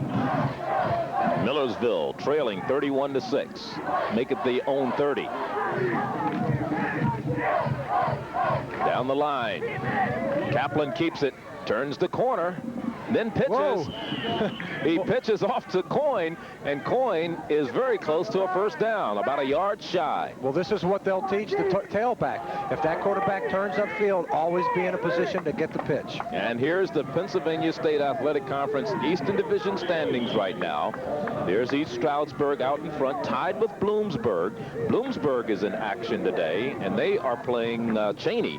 And Cheney, as you see, is in last place. There's the Western Division. Clarion playing Indiana. The two top schools in the Western Division. The winner plays the winner of the Eastern Division in the championship. Clarion 6-0 on the year, too. Yes, indeed. Almost a super catch on the far sideline by the fullback, Coyne, coming out of the backfield. Good defense over there. And he looks like he's a little slow getting up. Coleman was defending, along with Scott, Bill Scott. And that championship game is called the state game. And these two teams, they love it. Yeah, from the eastern side of the conference, these are the two teams that generally end up there. Ironically enough, in rushing, team rushing, Millersville is ranked 4th in the conference. Second behind Westchester as a fumble, and they get the recovery. A man on the spot there to pick up the fumble, number 54, and that was Austin, or Hiltner, the right guard. Hiltner. Let's look at it once again. Well, this is that dive play that's been successful. They run inside the end. Coleman, the man on the hit, right? Of course. Who else? I like this guy. He's everywhere. It's a first down. Down the line. Kaplan keeps it. Picks up a yard. Well defensed. To the 45-yard line. It was Calamia, the junior, along with Reichenbach on the stop. I think what you'll notice when you take a look at the option is generally what Millersville will try to do is run the option to the split end side. They'll use a twin formation, stretch out the defense, and just force you to play more of the field. So you would expect it to come towards us as you're looking at the screen. 2nd and 8. Kaplan back to pass, runs out of the pocket. He is struck down. He did not get away from number 90, defensively Bill Camp, the junior from Wildwood, New Jersey. All PSAC first team is a freshman. Well, he's the kind of kid that does everything 150%. Obviously got a good pair of hands. I'll tell you what, when those defensive linemen get in there, they don't want to miss a chance of getting the quarterback. No, indeed. Because in two-a-days, when these are the guys working out in the trenches, the quarterbacks are kneeling down, throwing the ball back and forth to each other, strengthening those arms. Oh, no question about it. All PSAC as a freshman, and he made second team last year after missing the first 4 games. Westmoreland in motion. Kaplan throws, has it complete. And this is Westmoreland who has the touchdown reception. He's inside midfield, but it's still going to be a long way away from first down. Bobby Dodd makes the stop. And that'll bring up a 4th down situation. That'll bring on Brubaker, the punter. Andy Brubaker. Chris Gerhardt drops deep for East Stroudsburg. Charlie, you sit here and you keep wondering, hey, they're going to have to just start throwing the ball on every down. They've stuck with their game plan so far.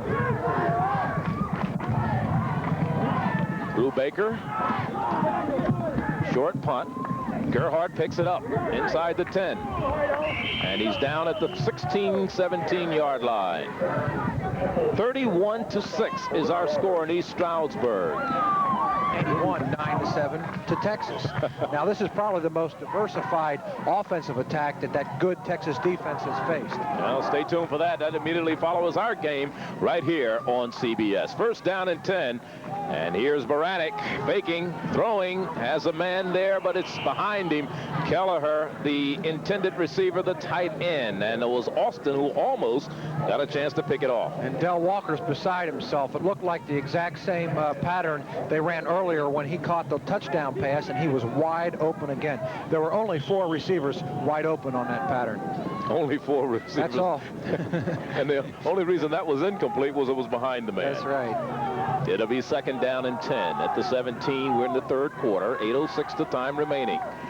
Again, the sprint out. With nowhere to go by Pishin, and Hangen come in and sack the quarterback. Defensively, I guess Coach Carpenter gave them a good talking to at halftime because they're playing a lot better here. Well, like I say, they've had a good pass rush all day long. Take a look at the backup. Quarterback Hangen. Dave Hangen. He's a freshman. That's his brother. That's the nose guard on defense. The sophomore. 3rd and 20. Incomplete. Kelleher, the intended receiver. Overthrown. It'll be 4th down. Scott Warman applied a little pressure there to the quarterback. So Baranek comes off. We may see a new quarterback when we come back after this punt from Pingatore. The deep men for Millersville are Bobby Coyne and Jeff Raber.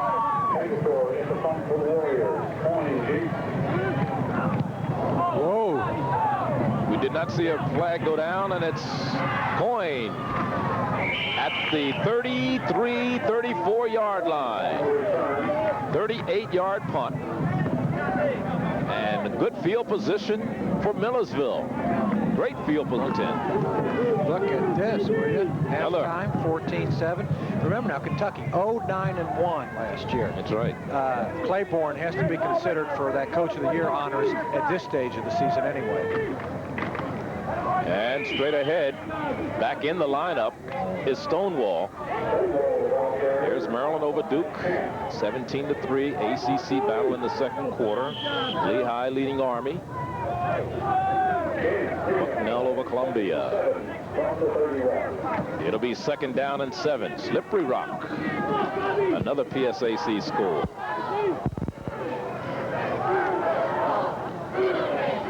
Kaplan is still in there, quarterback. This is Troy Smith, who could not find the footing to turn the corner. Boblitz kept him down. Edinburgh, who was the Western Division champs last year, leading Buffalo State 21-0. It's Bloomsburg over Cheney. 10-7. Mansfield being trounced by Towson State, another one of our regional games on CBS today. It's 3rd down and 10 after that loss of 3 on the last play by Troy Smith. The ball at the 34-yard line. This is Westmoreland in motion. Kaplan, play action, freezes the defense a little bit, maybe. Still on his feet, runs, throws, has a man out there. He can't get to it. Great effort, though, by Mark Lumpkin. He tried to make a diving catch of that pass, but just couldn't catch up to it. Let's look at it once again. Well, these are the type of plays that generally will result in a big play.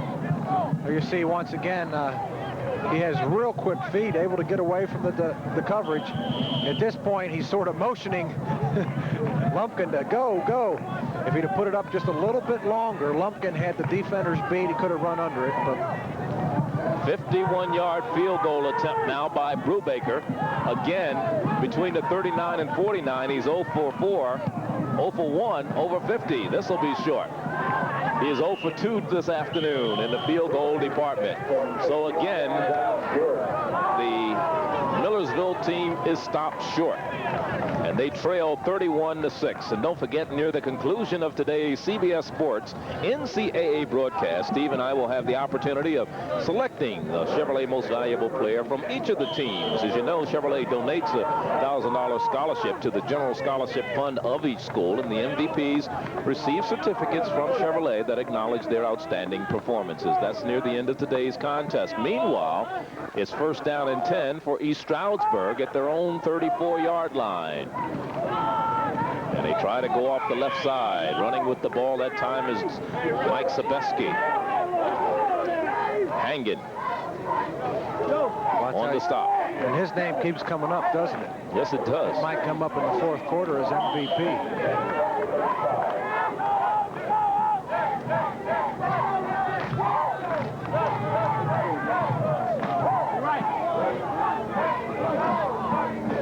It's 2nd down and 10.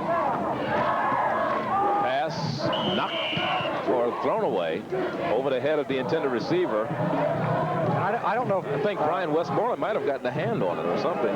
Well, I'm not sure if Baranek is losing concentration a little bit or not, but he's 0 for 4 in the second half, I'll tell you that, after a fine first half. And his people have been open.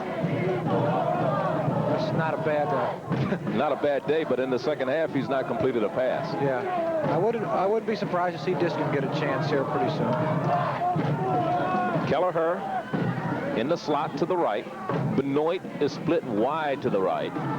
Baranek throws. Incomplete. Benoit had it.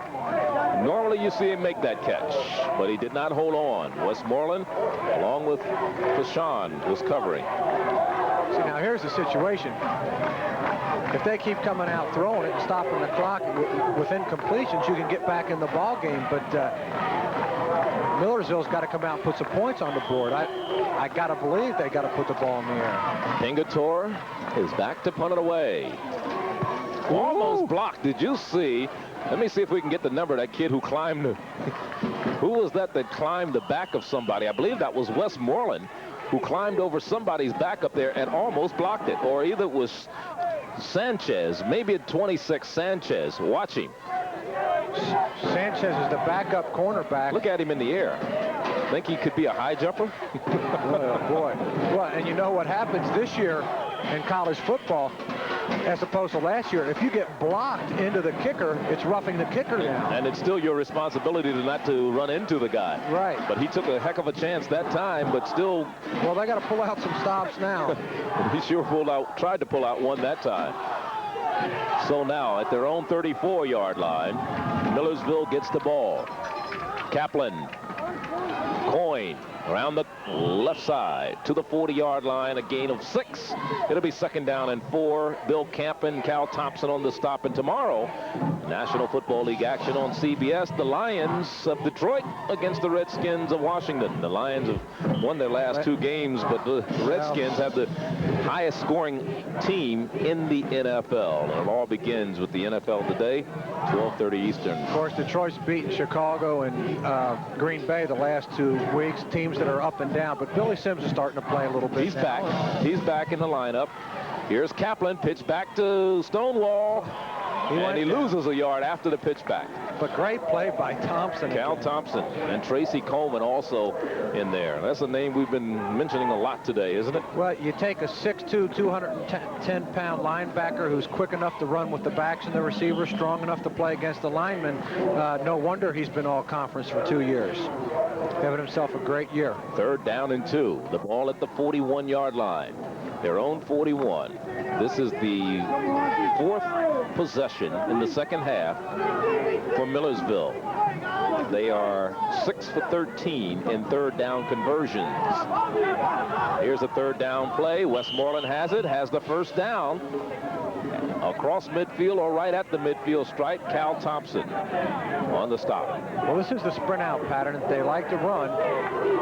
This time it gets open towards the sidelines. There you see the linebacker ready to make the tackle should the quarterback turn it up the field. 8-yard gain at midfield, 1st down and 10. Millersville trailing 31-6. 3:27 remaining in the 3rd quarter. Westmoreland in motion, left to right. Kaplan sprints out to the right. Open. Throws, and he has it complete on the far side to Lumpkin. Mark Lumpkin, the sophomore from York, Pennsylvania. He was covered by Tracy Coleman, and the ball was drilled in there very nicely. It'll bring up a 2nd down after the gain of 7. 2nd and 3. We've talked about Coleman a little bit. He's probably the most improved player in the entire East Stroudsburg program. Learning the position last year and this year, now beginning to assert himself as and becoming a great player. Under 3 minutes left, 3rd quarter.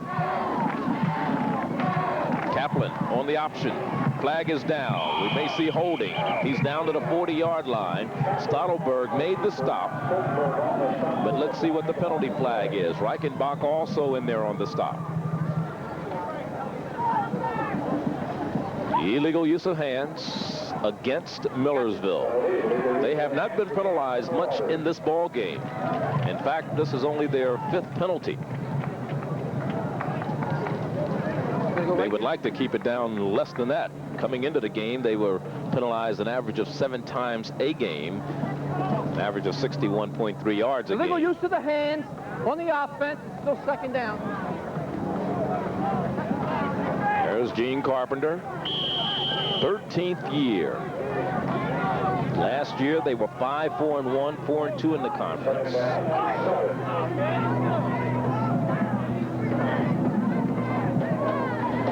effective pass as Kaplan throws, has it complete to Lumpkin. Lumpkin is on his feet, still going, and inside the 15-yard line to about the 14 goes Mark Lumpkin. He finally got loose today. 34 yards. Chuck Reese made the stop. Well, this is the type of pass pattern I think they have to start running to get back in the ball game. They wanted to get the ball to Lumpkin coming into the contest. They had 4 receivers out on this pattern. They had them spread from sideline to sideline, opened up the middle on the slant, and it was a well-timed pass.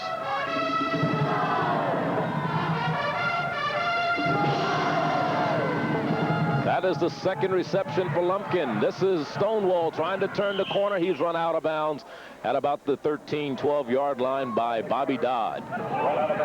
Let's watch the pursuit defensively by East Stroudsburg. Well, the defense does just a great job of stringing this play out. They never give him a chance to run up the middle. There you see Thompson's got a beat on him. In comes Dodd from the end to the end line. They had a defensive player in position to make the tackle. Gain of 1. 2nd down 9. Slot right, Westmoreland. Lumpkin also out there. Straight ahead, they hand off to the big guy, Troy Smith, who battles inside the 10-yard line before Bill Camp, the junior from Wildwood, New Jersey, made the stop along with Chuck Reese, a sophomore from Easton, Pennsylvania, Larry Holmes' hometown. And they're running the ball a lot better. There's Troy Smith. Troy out of Spring Grove, Pennsylvania. It'll be 3rd down and 6 after that gain of 3. Ball inside the 10. Kaplan, who's gone all the way at quarterback, a sophomore from Glenside, PA. Going to the air, threw it to the outside. If he'd have thrown it inside, he might have had a chance to complete it to Lumpkin. Something looked funny on it. I know. It might have been a pick play, and there are legal pick plays. And I think that was one of those pick plays. It didn't work. But it looked to me like Westmoreland stopped, and if he'd have continued on his route to the sidelines, he'd have been open. Because Kaplan came in, Westmoreland went out. And now on 4th down, I think they're going to go for it. They are. This is a 4th down and 6 situation. The ball just inside the 10.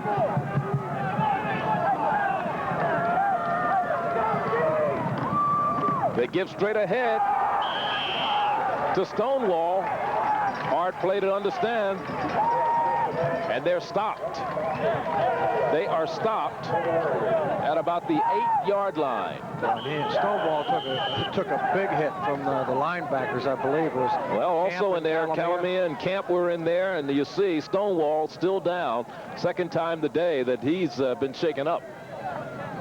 And don't forget, coming up next, the Texas Longhorns, right after our game, ranked number 2 in the nation against 9th-rated Southern Methodist. And, you know, Texas has played one heck of a schedule when you consider they've played Auburn on the road. They've played Arkansas on the road, beat them handily last week. You saw that on CBS. And when they played Oklahoma, of course, that ball game was in Dallas. So they've played a tough schedule.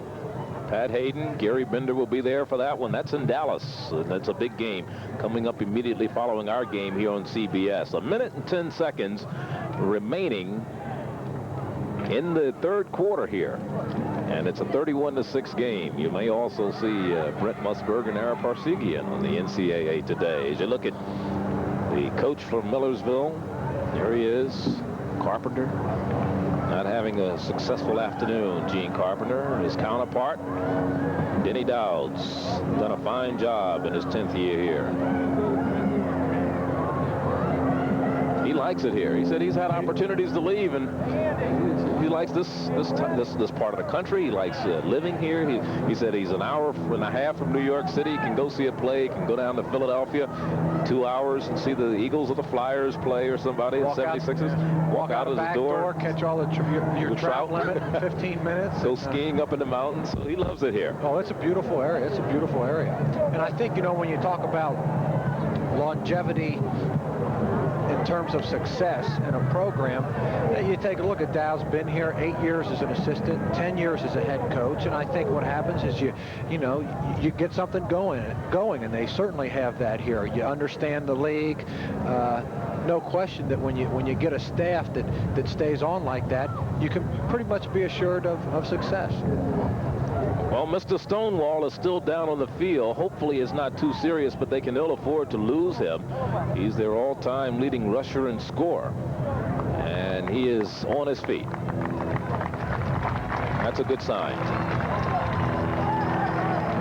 Oh, Colorado leading Nebraska. How long will that last? Well, you know, last year that was a 2014 ball game in the fourth quarter until Nebraska widened at the final score, I believe, was 40-14. So Colorado played them tough last year. At least for the first couple touchdowns, anyhow, right?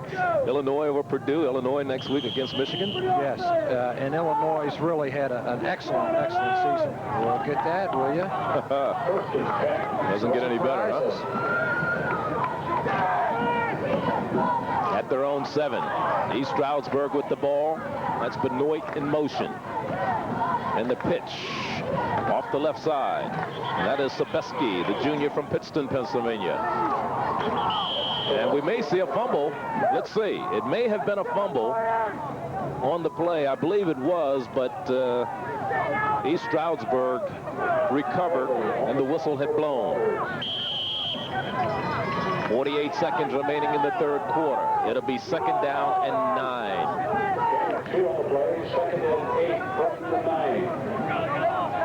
The ball at the 9.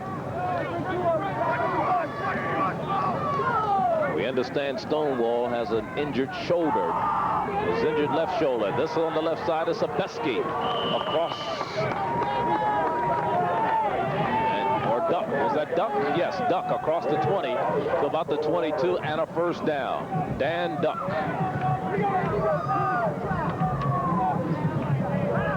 In fact, we have a duck in our truck. We do. somebody does a good duck imitation in the truck. I wouldn't want to call any names. He is.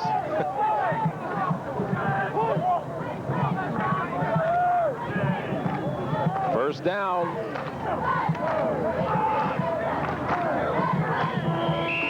And that's going to be the end of the third quarter here in East Stroudsburg, Pennsylvania. Our score, 31-6. East Stroudsburg over Millersville. Millersville University, East Stroudsburg University, an exclusive presentation of CBS Sports Stadium in East Stroudsburg, Pennsylvania, with East Stroudsburg leading Millersville University 31-6. It's 2nd down and 9. Ball is at the 22-yard line. East Stroudsburg has the ball as you look at Denny Dowds. His team enjoying the big advantage right now. Charlie, has been a relatively quiet second half. It certainly has. Three points. That's it. 3 points on the board, second half. Gene Carpenter. Not a good afternoon for him.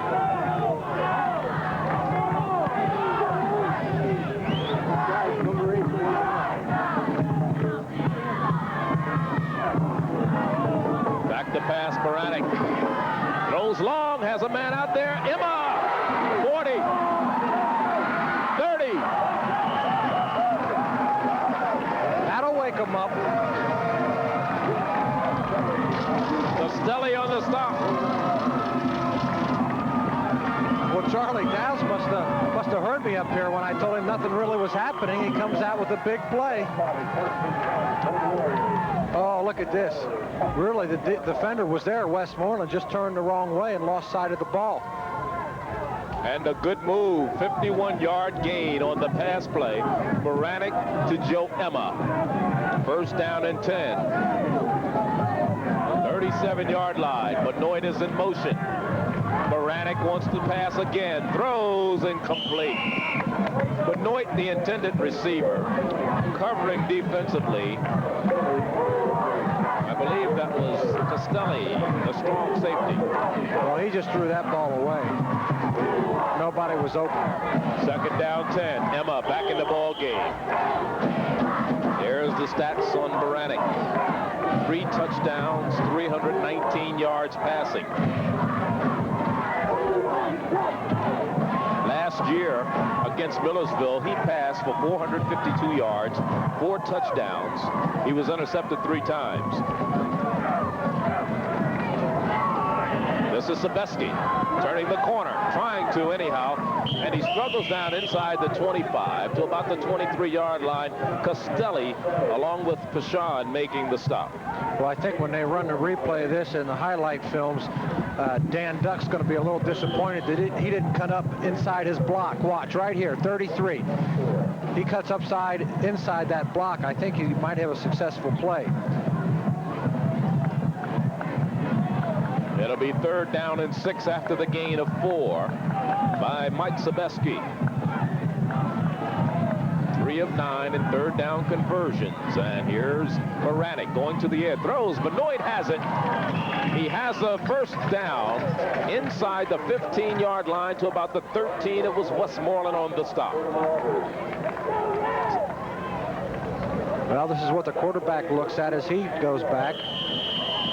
It was a real well-run pattern. It looked initially like he was going to run a sideline route. Then he cut back inside. This was just an excellent offensive passing team. 10-yard gain on the play. Benoit with his 4th reception of the day.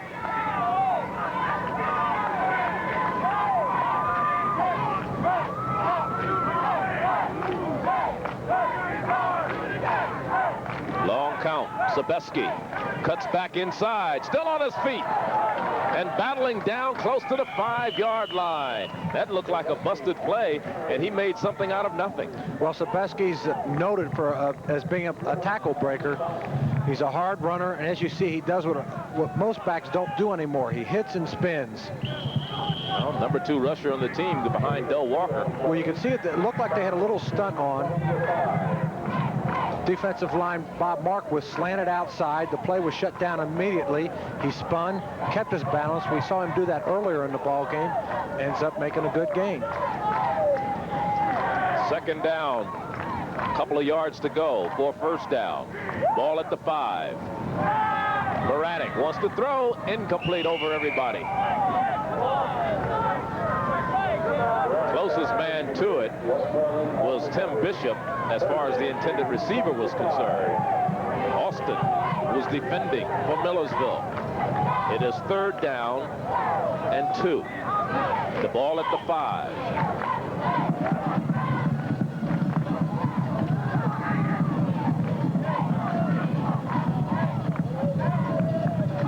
Hey, it's not the NFL. Wait a minute, are we doing the right game? Sebeski, the 2nd man in the eye. Kelleher goes in motion, and the pitch to Sebeski inside the 5. He will not get the 1st down. Back to the line of scrimmage. It'll be 4th down and 2. Moses Austin, along with the free safety, along with the linebacker, Jim Cassidy, came up and stopped it cold. It's 4th down and 2. The crowd wants him to go for it. Call timeout. That's what they're going to do, is call timeout. Baranek will come over to the sideline and talk things over with Coach Denny Downs. We'll take a timeout here. We're in East Stroudsburg, and it's been East Stroudsburg. NBA basketball gets underway, and Ralph Sampson makes his debut as a member of the Houston Rockets, and only going against the San Antonio Spurs. Artis Gilmore and George Gervin, the Iceman, along with Tommy Heinsohn. We welcome him to CBS this year. It's next Saturday as we look at 4th down 2. Baranek throws incomplete. It's going to go over to Millersville, intended for Benoit.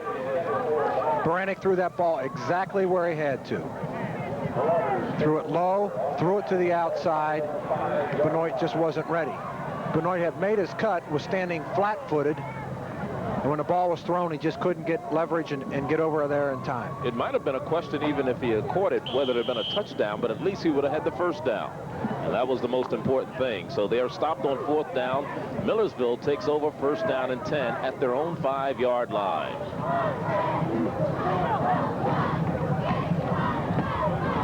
And they go to the outside. And still running with the ball is Bobby Coyne. And Coyne shows some determined effort, but he fumbled, I believe. Let's see. He may have fumbled the ball at the 15, and I believe Scott Boblitz came up with it. What a turn of events there. After a great run by Coyne, he coughed up the ball. Boblitz came up with it, and it'll be Stroudsburg's ball. Let's see if we can see it. I didn't see it. It's a shame when you fumble the ball after such a great second effort. Let's see if maybe they take the ball from him right here. I believe that's what happens. Let's see. Well, I tell you what, I don't know. I might have to blow the whistle and call that play dead.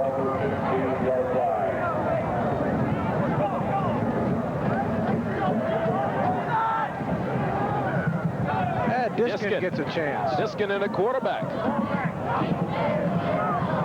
He wants to go to the air. There he goes, incomplete. Intended for Bishop. A little overthrow. It'll be second down. The ball at the 15-yard line. Westmoreland covering. And here's the difficult part in a ball game like this when you have such a great backup quarterback, Diskin. You want him to stay sharp. Well, he's a passing quarterback, so you've got to keep putting the ball in the air to get him the playing time, the type of playing time he needs to stay sharp. You can be indicted for putting it on him too much, but hey, he's got to throw the ball. No question, and he wants to go to the air once again. Swings it out to the right side, and this is Walker. Walker runs back in the middle of everybody, and he loses about 7 yards. Pashan makes the stop. After all of that, make it 6-yard loss on that. Make it third down 16. Very slow developing play, but I think that if he would have turned the ball upfield, he would have found that the blocking was there. Let's check it out. Now, if he turns it straight upfield, right up the field. We tried to go east and west instead of north and south. Heart lines there. The defensive back was covering deep on the pass pattern. It should have been a better play. Third and 16. We're in the fourth quarter. Diskin throws incomplete. Incomplete. That pass Jeff Hannes put his hand up in the face of the quarterback. Mark Smith also in there. Dan Duck, I believe it was the intended receiver, as you look at the time remaining in the fourth quarter here. And Joey Pingatore will come in. He'll try to put through his second field goal of the day. He is the leading scorer in the Pennsylvania State Athletic Conference. This is a 38-yard attempt. His previous field goal was from 34 yards. The kick is up. And it is good. 38-yard field goal attempt by Pingatore is good. And we have a 34-6 ball game. It's been all East Stroudsburg. So Texas, well, they have one of the top-ranked defenses in the nation, while SMU has one of the top-rated quarterbacks in Lance McElhenney. They're won 21 straight, so it'll be a good one. Immediately following our game right here on CBS. Pingatore to kick off. This is Coyne. And Coyne, still on his feet, bounces to the outside, 30, 35, 40, and 46-yard line goes Bobby Coyne. Good return. Bill Scott finally brought him down 43 yards on the return. And this time he didn't let him steal the ball from him. Boy, this kid can really break tackles, can't he? Let's look at it again. Well, he finds the hole, and then it's just determination after that. And really, had he not slipped up after the last tackle right there, I think he might have taken this thing all the way. He slips and loses his balance. Had one man to beat right there. First and 10 at the 46-yard line. Kaplan gone all the way at quarterback, back to pass, in trouble. Will not get this one off. He is brought down by Bill Camp, a junior from Wildwood, New Jersey. I believe that's his second sack this afternoon. A loss of 5 on the play. It'll be second and 15. The ball spotted at the 41.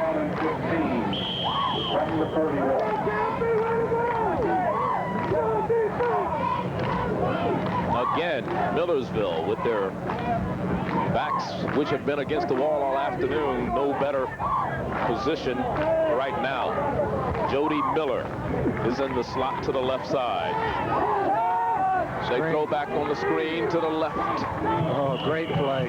Bobby Coyne on the reception. Boblitz is out there. Boblitz. Great play. Defensively, Greg Carpenter. We talked about the great linebackers. You look at Boblitz on one outside, a 2-year starter, great athletic ability, experience. Reichenbach, one of the best in the East. Reese plays with such great intensity. Thompson, all conference 2 years. You know, the strength of a defense is generally in its linebackers. And when you play this 44 type defense, pretty successful. 3rd and 10 situation. He was going for number 22, Lumpkin, who pulled up short. And way out there was Bobby Dodd, who almost came up with his 2nd interception of the day. We'll look at some other scores from around the NCAA today. Our score is 34-6 here. No, let's don't look at him. Okay, let's look at Brubaker punted away, huh? Andy Brubaker. I could. On 4th down. Chris Gerhardt, the deep man for East Stroudsburg. Ooh. This bounces into the hands of Gerhardt, who picks it up. He's down at the 20-yard line. And we'll be back here in the 4th quarter. There's 9:26 remaining after that 34. They put 47 points on the board Monday night, but they still lose by 1 to the Packers, right? Well, it all begins tomorrow with the NFL Today, 12:30 Eastern time, right here on CBS. 1st and 10 at their own 20. Charlie Diskin in at quarterback. He throws, and he has it complete on the far sideline, and that is to Joe Emma. Joe Emma has been doing a fine job today from the receiving end. Westmoreland on the stops. Okay, here we go. Nebraska finally coming from behind, believe it or not. Well, people have been playing Nebraska pretty tough here lately. They certainly have been. West Virginia Hostetler must be getting tough. Starting to get hot, huh? Warming up a little bit. 6 yards to go on 2nd down for East Stroudsburg. Straight ahead, handoff, and trying to get some running room was Jim Cope, a freshman from Belvedere, New Jersey. So look at 6th-rated Florida leading Mississippi State by 7.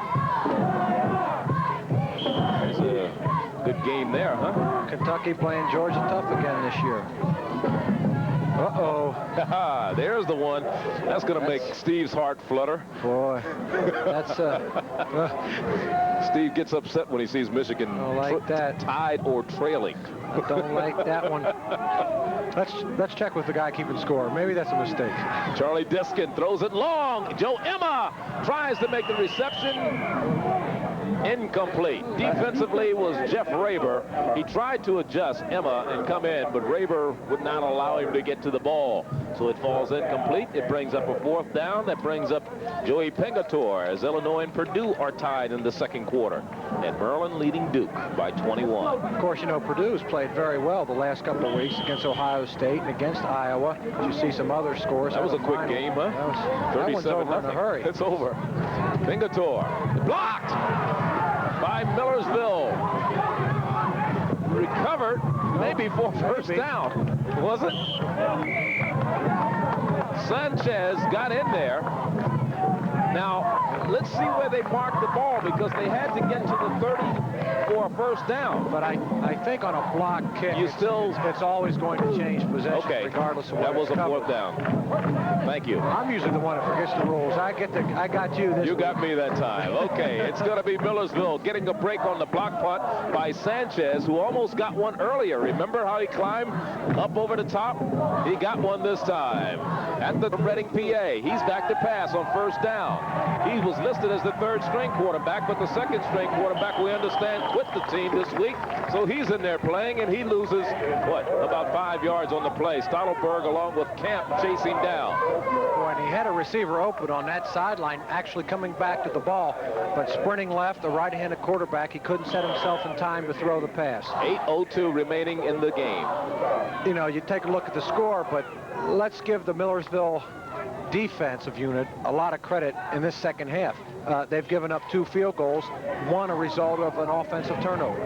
2nd and 15, hanging at quarterback, just coming into the game, only his 2nd play. Throws, has it complete on the near sideline to Eric Andreev, a sophomore split end. He's from Effort of Pennsylvania. Effort is up near Bird and Hand. Right. Tracy Coleman with the stop. You didn't know that, did you? You got me. The ball is at the 30-yard line, just inside the 30. It'll be 3rd down and 7. So Mr. Hangen completes the second play, the 1st pass that he threw. On the quarterback draw, Stroudsburg says no. Stroudsburg just wrapped him up and threw him to the ground. Reichenbach also in there to help out. It'll bring up a 4th down situation. You look at the time remaining. 7:23. Here we are, Nebraska, 14-6 over Colorado. A lot of people questioning whether they should still be rated #1. We'll know after Texas SMU today, huh? West Virginia over trailing Penn State. Oklahoma leading Iowa State. Iowa State was leading in that ball game earlier. Well, now remember, last year was 13-3 Oklahoma, and the year before that was a tie ball game, Iowa State, Oklahoma. Hanging back to pass here. It's a 4th down play. Slips down. It'll turn the ball over. Well, I don't know if the quarterback change made much of a difference there. Well, you know, that protection's really breaking down now. Kid looks like he's got some pretty quick feet. Temple in Delaware. Temple out of Philadelphia. Tubby Raymond's team down there in Delaware. Well, as you look at Gene Carpenter, time running out on him. 6 minutes and 50 seconds left to play. Charlie Diskin still in at quarterback for East Stroudsburg. Israel on the near side, the tight end.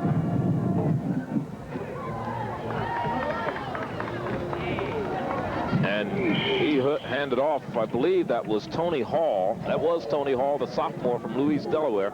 Jim Cassidy made the stop. And immediately following our game, right here on CBS, well, Texas and SMU. Should be an exciting contest from Dallas, Texas. Gary Bender and Pat Hayden will bring you all the action from there. This is Charlie Neal along with Steve Brody in East Stroudsburg, with East Stroudsburg leading by a score of 34-6 and 2nd down and 8. Whoa, somebody wanted to get into that pass pattern in a hurry, didn't he? That's when the lineman takes a licking, too. It certainly did. Get those defenders coming across the line in a game like this, boy. Chris Mann was the man who moved too soon, number 81. A lot of other people, a lot of second and third string people we'll start seeing now to score like this. At least for the home team. Yes. Now the visitor can't bring enough people to play much beyond their second unit. No question about that. 45 players. Band sure is getting loud, isn't it? Charlie Diskin throwing, almost intercepted, knocked up in the air by Jim Cassidy, the linebacker out of Norwood, Pennsylvania. He batted it up in the air to bring up a 3rd down situation. 3rd and 13. Now Cassidy's a player led the tackle chart for the first week last week. They project him as another outstanding linebacker down the road, and this defensive unit for the most part is a young one.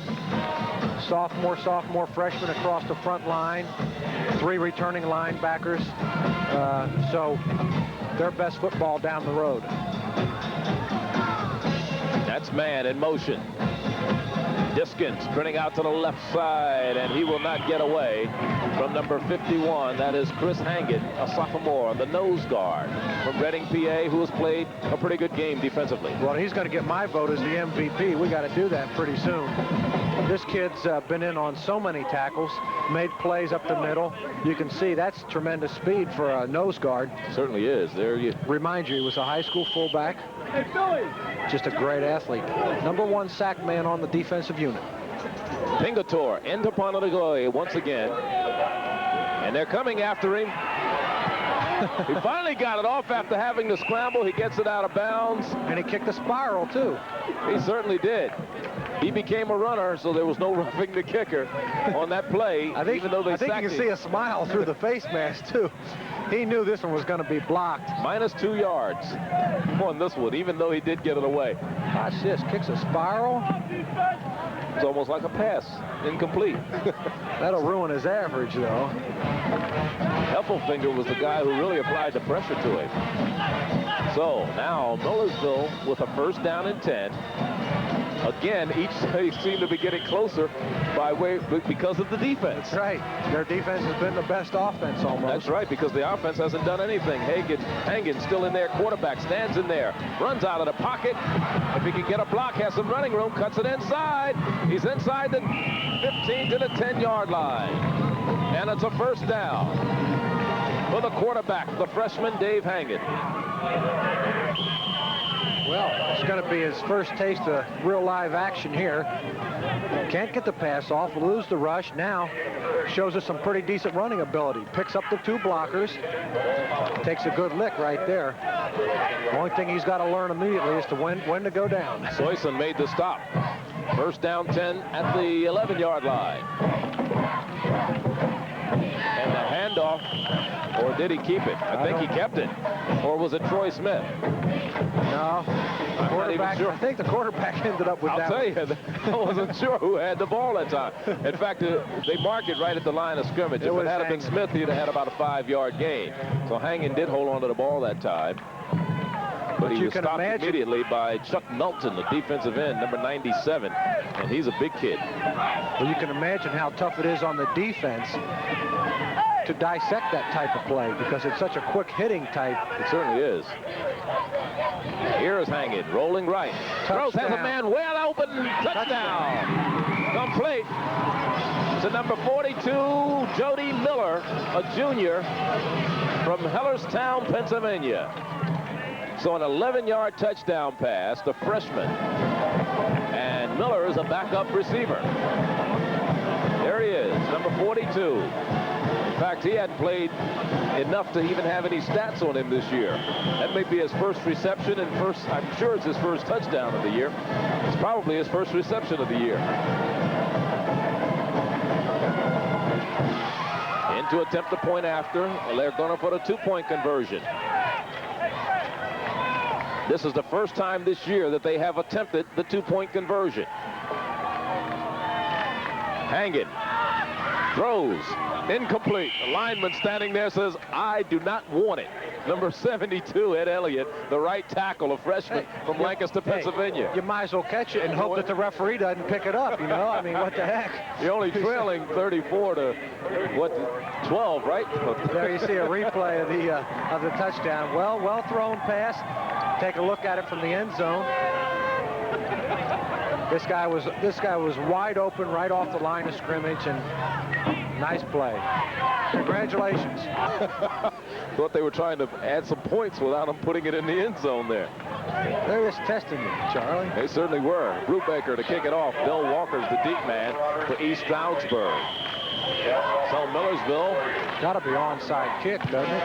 No, it doesn't look that way. They were expecting it because that's why Walker was the deep man. They had all sure-handed people up front. Oh! Fumbles, and it's recovered by Millersville. Sanchez, who blocked the punt, came up with the recovery. I told you it was an onside kick. It was just a little deeper. A deep onside kick. Yeah. Look at Sanchez. He's happy. Well, this is where you wonder, hey, I don't know, should you be allowed to pick up a fumble in college football and run it in? I think you should. The hit was made by Mike Gector, a junior from Sinking Springs, PA, and he saw his team sinking a little bit, and he figured he'd do something there. So now the ball, again, they keep moving 10 yards closer. They're at the 12-yard line. They're starting at the 12. The last time they started at the 22. The previous time at the 32. And it's Hangen, stopped by Fred Miller. Also Bill Camp on the stop. So they're going to try to make it respectable here. As they move it down, about 4-yard gain on the play. It'll be 2nd down and 6. The ball at the 8-yard line. They can get a first down without scoring, and their cheerleaders are saying, we want a touchdown.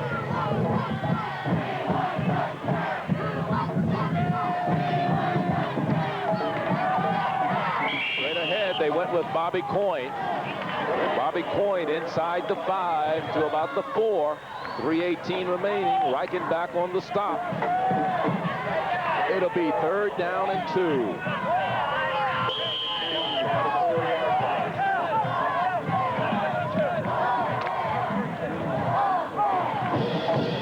Andreev goes far to the left side.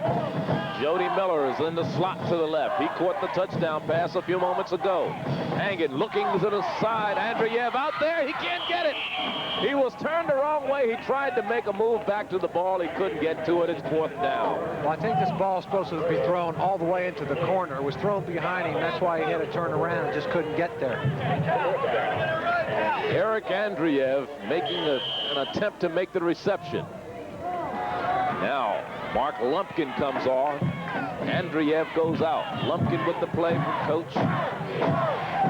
That's Gene Carpenter. 4th and 2. Ball at the 4. Lumpkin is on this side at the bottom of your screen. They run it left. Nowhere to go.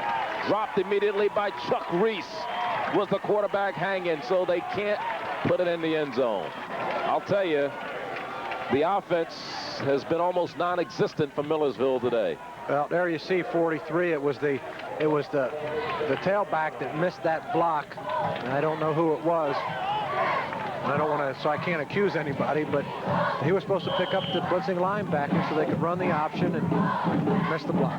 Now the Chevrolet most valuable player of the game from Millersville, Chris Hangen. He's the nose guard who's played a whale of a game for East Stroudsburg. The quarterback, Andy Baranek, who's thrown 3 touchdown passes today. Diskin is in there right now, and a checking amount of $1,000 will be donated by Chevrolet to each college's general scholarship fund to further assist qualified students in all chosen fields. So congratulations to those 2 young men, Mr. Baranek, the quarterback from East Stroudsburg, and also Mr. Hangen, Chris Hangen, the sophomore nose guard from Reading, Pennsylvania, from Millersville. 2:24 and the clock running. And that's the time remaining in the ball game. Our score is 34-12, and Charlie Diskin runs the offense now for Denny Dowds. It's 2nd down, a 4-yard to go. Charlie Diskin rolls left, still on his feet, and scrambles out close to a 1st down. He was caught from behind by Chris Hangen. Hangen did a great job of coming up from behind and bringing him down. Shoestring tackle. 1st down, though, for East Stroudsburg. One of the things, you were talking about the fact that Diskin and Baranek had battled for the job. Baranek got hurt early in the year. Denny Dowd says if a guy earns a position, he keeps it, regardless of when he gets hurt, if he gets hurt or not. Where a lot of teams, you get hurt, you have to earn your way back in the lineup. But he doesn't believe in that. That's right. As soon as Baranek got better, he was a starting quarterback. I guess if you're a starter, you like to play for a coach like that. Diskin, and he has it complete. And that is to number 81. That's Mann, Chris Mann. Westmoreland on the stop. And Charlie, you mentioned Fred Miller's name defensively, and that's a situation that really is just the opposite. Miller, there were 6 or 7 defensive ends in spring ball ahead of him. Everyone went down to injury. 2 practices in a row, he found himself as the only healthy defensive end. I guess just decided, hey, he was going to win the position, and now he's got it. So, hey, playing in the system is a part of athletics. Man in motion. 3rd and 6. Running again. Quarterback Diskin. I should say that was a 1st and 10 play. And Diskin was running. Gechter on the stop. The penalty flag is downfield, all the way down at the 42-yard line. So let's see what this is about. It may be something that happened downfield. It was personal foul, and it's against Millersville. There's 57 seconds remaining in the ball game.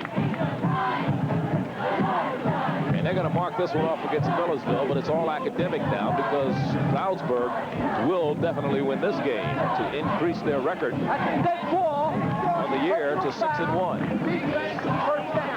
They will remain unbeaten in the conference.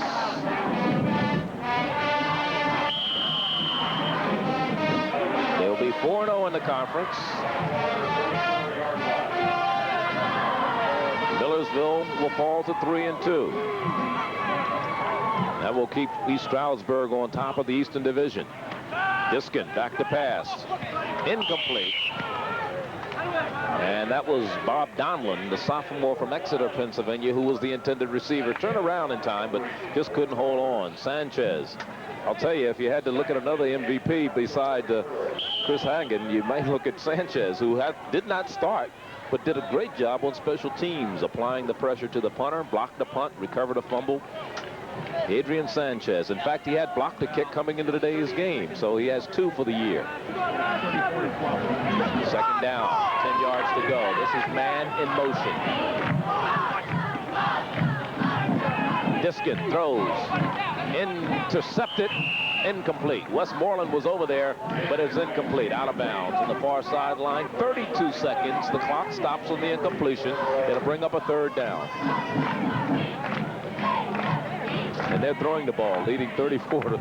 Well, like I say, you know, Diskin's a throwing quarterback. When you still have to run your plays. And, he did say he does not try to hold his 2nd and 3rd stringers down when they get a chance to play, because they have to be efficient also. Sure, and hey, when these guys get a chance to get in and play, they want to play. They don't want to run plays designed for failure to keep the score close. You run what you're supposed to run.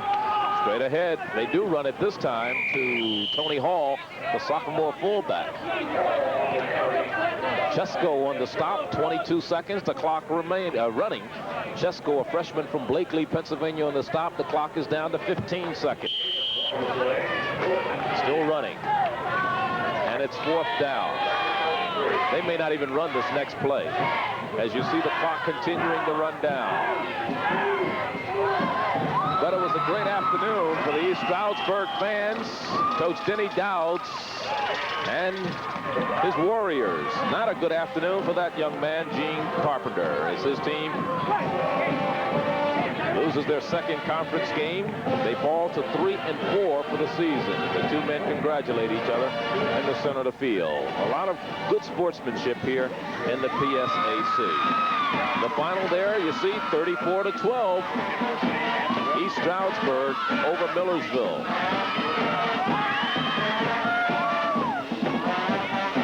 And I'll tell you, we're going on to next week. East Stroudsburg takes on Westchester right here to be their homecoming, while Millersville will go against Cheney at home. And the executive producer of College Sports and NCAA, Kevin O'Malley. Today's coverage of the Millersville University, East Stroudsburg University game, produced by Larry Cavallino, directed by Patty Tewitt, our associate producer Bob Rowe, field technical manager Fred Dancerone, technical director was Bruce Truitt, audio Joe Seaback, and our broadcast associate Sarah Fisher. Fine job by all of our technicians and cameramen here. I'd like to thank you, gentlemen, ladies, for a fine job.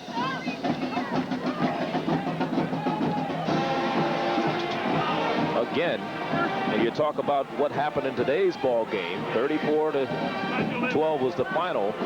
It was the 21-0 ball game in the 1st quarter. We talked about Baranek coming into the game, his key to passing, and the fact that Bishop and Benoit were his receivers, but he went right to the back, coming out of the backfield on the first touchdown, 72 yards to Walker. Well, it's been a big play offense all year long, and we saw that in the first quarter, in the first half in general.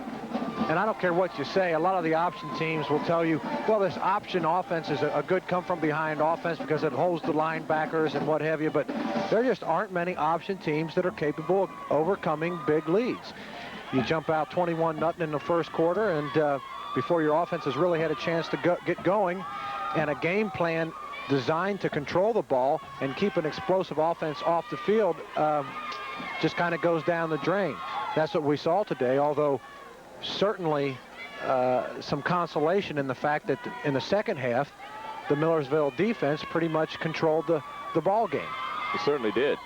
They came up with the turnovers. That offense still wasn't able to take it into the end zone on occasion, but certainly a pretty decent second half performance for Millersville. Well, when you look at East Stroudsburg, they scored on 4 of their first 5 possessions, and that was the reason for the dominance. Well, I don't think there's any question either that the big play was a 3rd and 4 situation where it looked like Baranek was going to get sacked at about his own 30.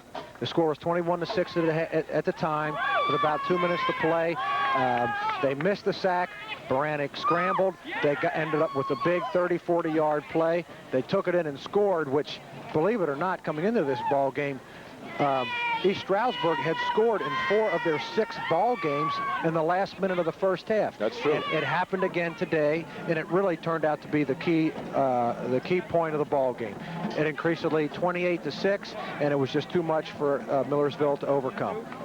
I'd also like to thank our very capable statistician, Carl Schlickspear, who's headed to Washington to do that Detroit-Washington game tomorrow. Bill Friel, our very capable spotter. We haven't seen Bill in about 10 years. We haven't worked together in about 10 years, and we brought him up from Philly to work with us today, and glad to see those guys. And don't forget, next, after this game, it'll be the Texas SMU game. And remember, tomorrow, National Football League action, the Detroit Lions and the Washington Redskins, beginning with the NFL today at 12:30. Again, coming up next on CBS Sports, that battle between those 2 unbeaten teams, number 2 Texas, 9th-ranked SMU. How do you like that game, Steve? You know SMU hasn't lost in 21 games. I think that Texas has been overshadowed by Nebraska pretty much all year. Things are starting to even out as Nebraska, as the season goes on and teams play Nebraska a little bit tougher. Now everybody's starting to give Texas a little more attention, and that's the best defense in the country in my mind. And I think also Marcus Dupree probably overshadowed the good running backs that Texas has too. They've got a little bit of everything down there. Certainly McElhaney has to be controlled in that ball game. It's a little more diversified attack that SMU has, but I'm going to have to take the Longhorns. You like Texas, huh? Yeah. Number 2 in the country. Well, SMU hasn't lost for quite a while, 21 in a row, but I think the streak that's going to end today is SMU's. Kind of a neutral turf, isn't it? Yeah. I don't know. If you're in Texas, who do you root for, right? Yeah. If you're a Texan, you're really torn between these 2 teams, I'll tell you. Of course, that whole conference is, you know, you're in Texas and just about that whole conference except for Arkansas. You mentioned Marcus Dupree. What do you think of his decision this week? Southern Mississippi. Hey, I say you have to go where you're happy. That's and true. I'm going to tell you what, if you're a good player, you're going to be a good player whatever program you're in. Whether you get along with the coach or not, right? Yeah, that's right. And I know one thing. I wouldn't want to play for a coach that ever publicly criticized me in the newspapers. Okay, remember tomorrow, National Football League action, the Detroit Lions and the Washington Redskins beginning at 12:30. NFL Today, and coming up immediately following our contest here, next on CBS Sports, a battle between those 2 undefeated teams. It's number 2 Texas, and they're taking on 9th-rated SMU. It's a Southwest Conference game. So for Steve Grody, this is Charlie Neal saying so long from Isle of Martin Stadium in East Stroudsburg, Pennsylvania. The final score today, East Stroudsburg 34, Millersville 12. This has been a presentation of CBS Sports.